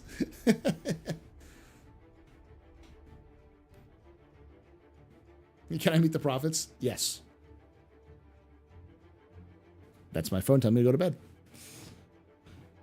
All right, y'all. Thank you for hanging out with us. I do want to give you a quick update on some of the stuff because we'll be coming back on Thursday to do office hours. But I have continued to write the complete history of Star Citizen lore. I'm at 15 pages out of 20 of part 4, and I've got to insert a couple of things here and there, and I'll be done. Because part 4 is going to end at the formation of the UPE. I'm torn between the formation of the UPE and the beginnings of the first contact with the Jean. I think I'm going to end it at the formation of the UPE, and then the UPE to the first contact with the Jean, and then through the first contact with Jean to the first Tavaran War, the beginning of the first Tavaran War, because that's a lot of stuff is jammed in there. So, and as always, thank you to Factor for sponsoring this video, this stream. Factor, great service. If you want to get meals that just take 2 to 3 minutes for you to prepare in a microwave, get them sent to your door every week with a variety of different healthy options, different types of dietary restrictions they support. It's a fantastic service, and you can get 50% off with my code !Factor in chat. We'll get you that. More lo-fi lore to sleep and study to. Yeah, it's going to be 40 to 45 minutes and such. Other than that, I'm going to start releasing some of those shorts that I've been putting together. I've got a Squadron 42 lore, which is the history of not the history, but the kind of general structure of the UEE Navy. And then I'm going to have a lore video on the Santokyai, which I'm going to write and record and give to Uri, and then have Uri edit that. And then I'm also going to finish writing and recording the complete history of Star Citizen lore, part 4, and give that to Uri. So the Santokyai stuff's going to come out first, then that other one, and that one's going to be available for Patreons for about 2 weeks. So 2 weeks to a month. So Patreons, and for people who are higher subscribers or higher members on the Astro Historian YouTube. If you're a member of the Astro Historian YouTube, that's where you get all that lore stuff. So lots of good lore stuff that's going to be coming out. I also plan on having a Helldivers lore video, kind of history of Helldivers lore video, which is going to come out next week. So you're going to see that one probably Wednesday. You'll see the Squadron 42 video on Saturday, hopefully, if I can get enough time to get that done. And then on,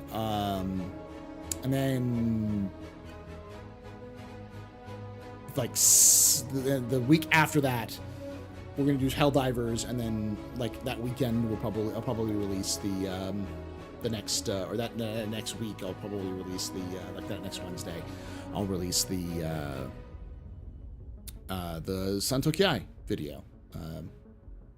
So be cool stuff for Super Earth, for managed democracy, and for freedom. Anyways, thank you for hanging out with us. Love your faces. I will see you all tomorrow for our look at ISC, the big update for office hours. And like I say every time, hope to see you someday in the black.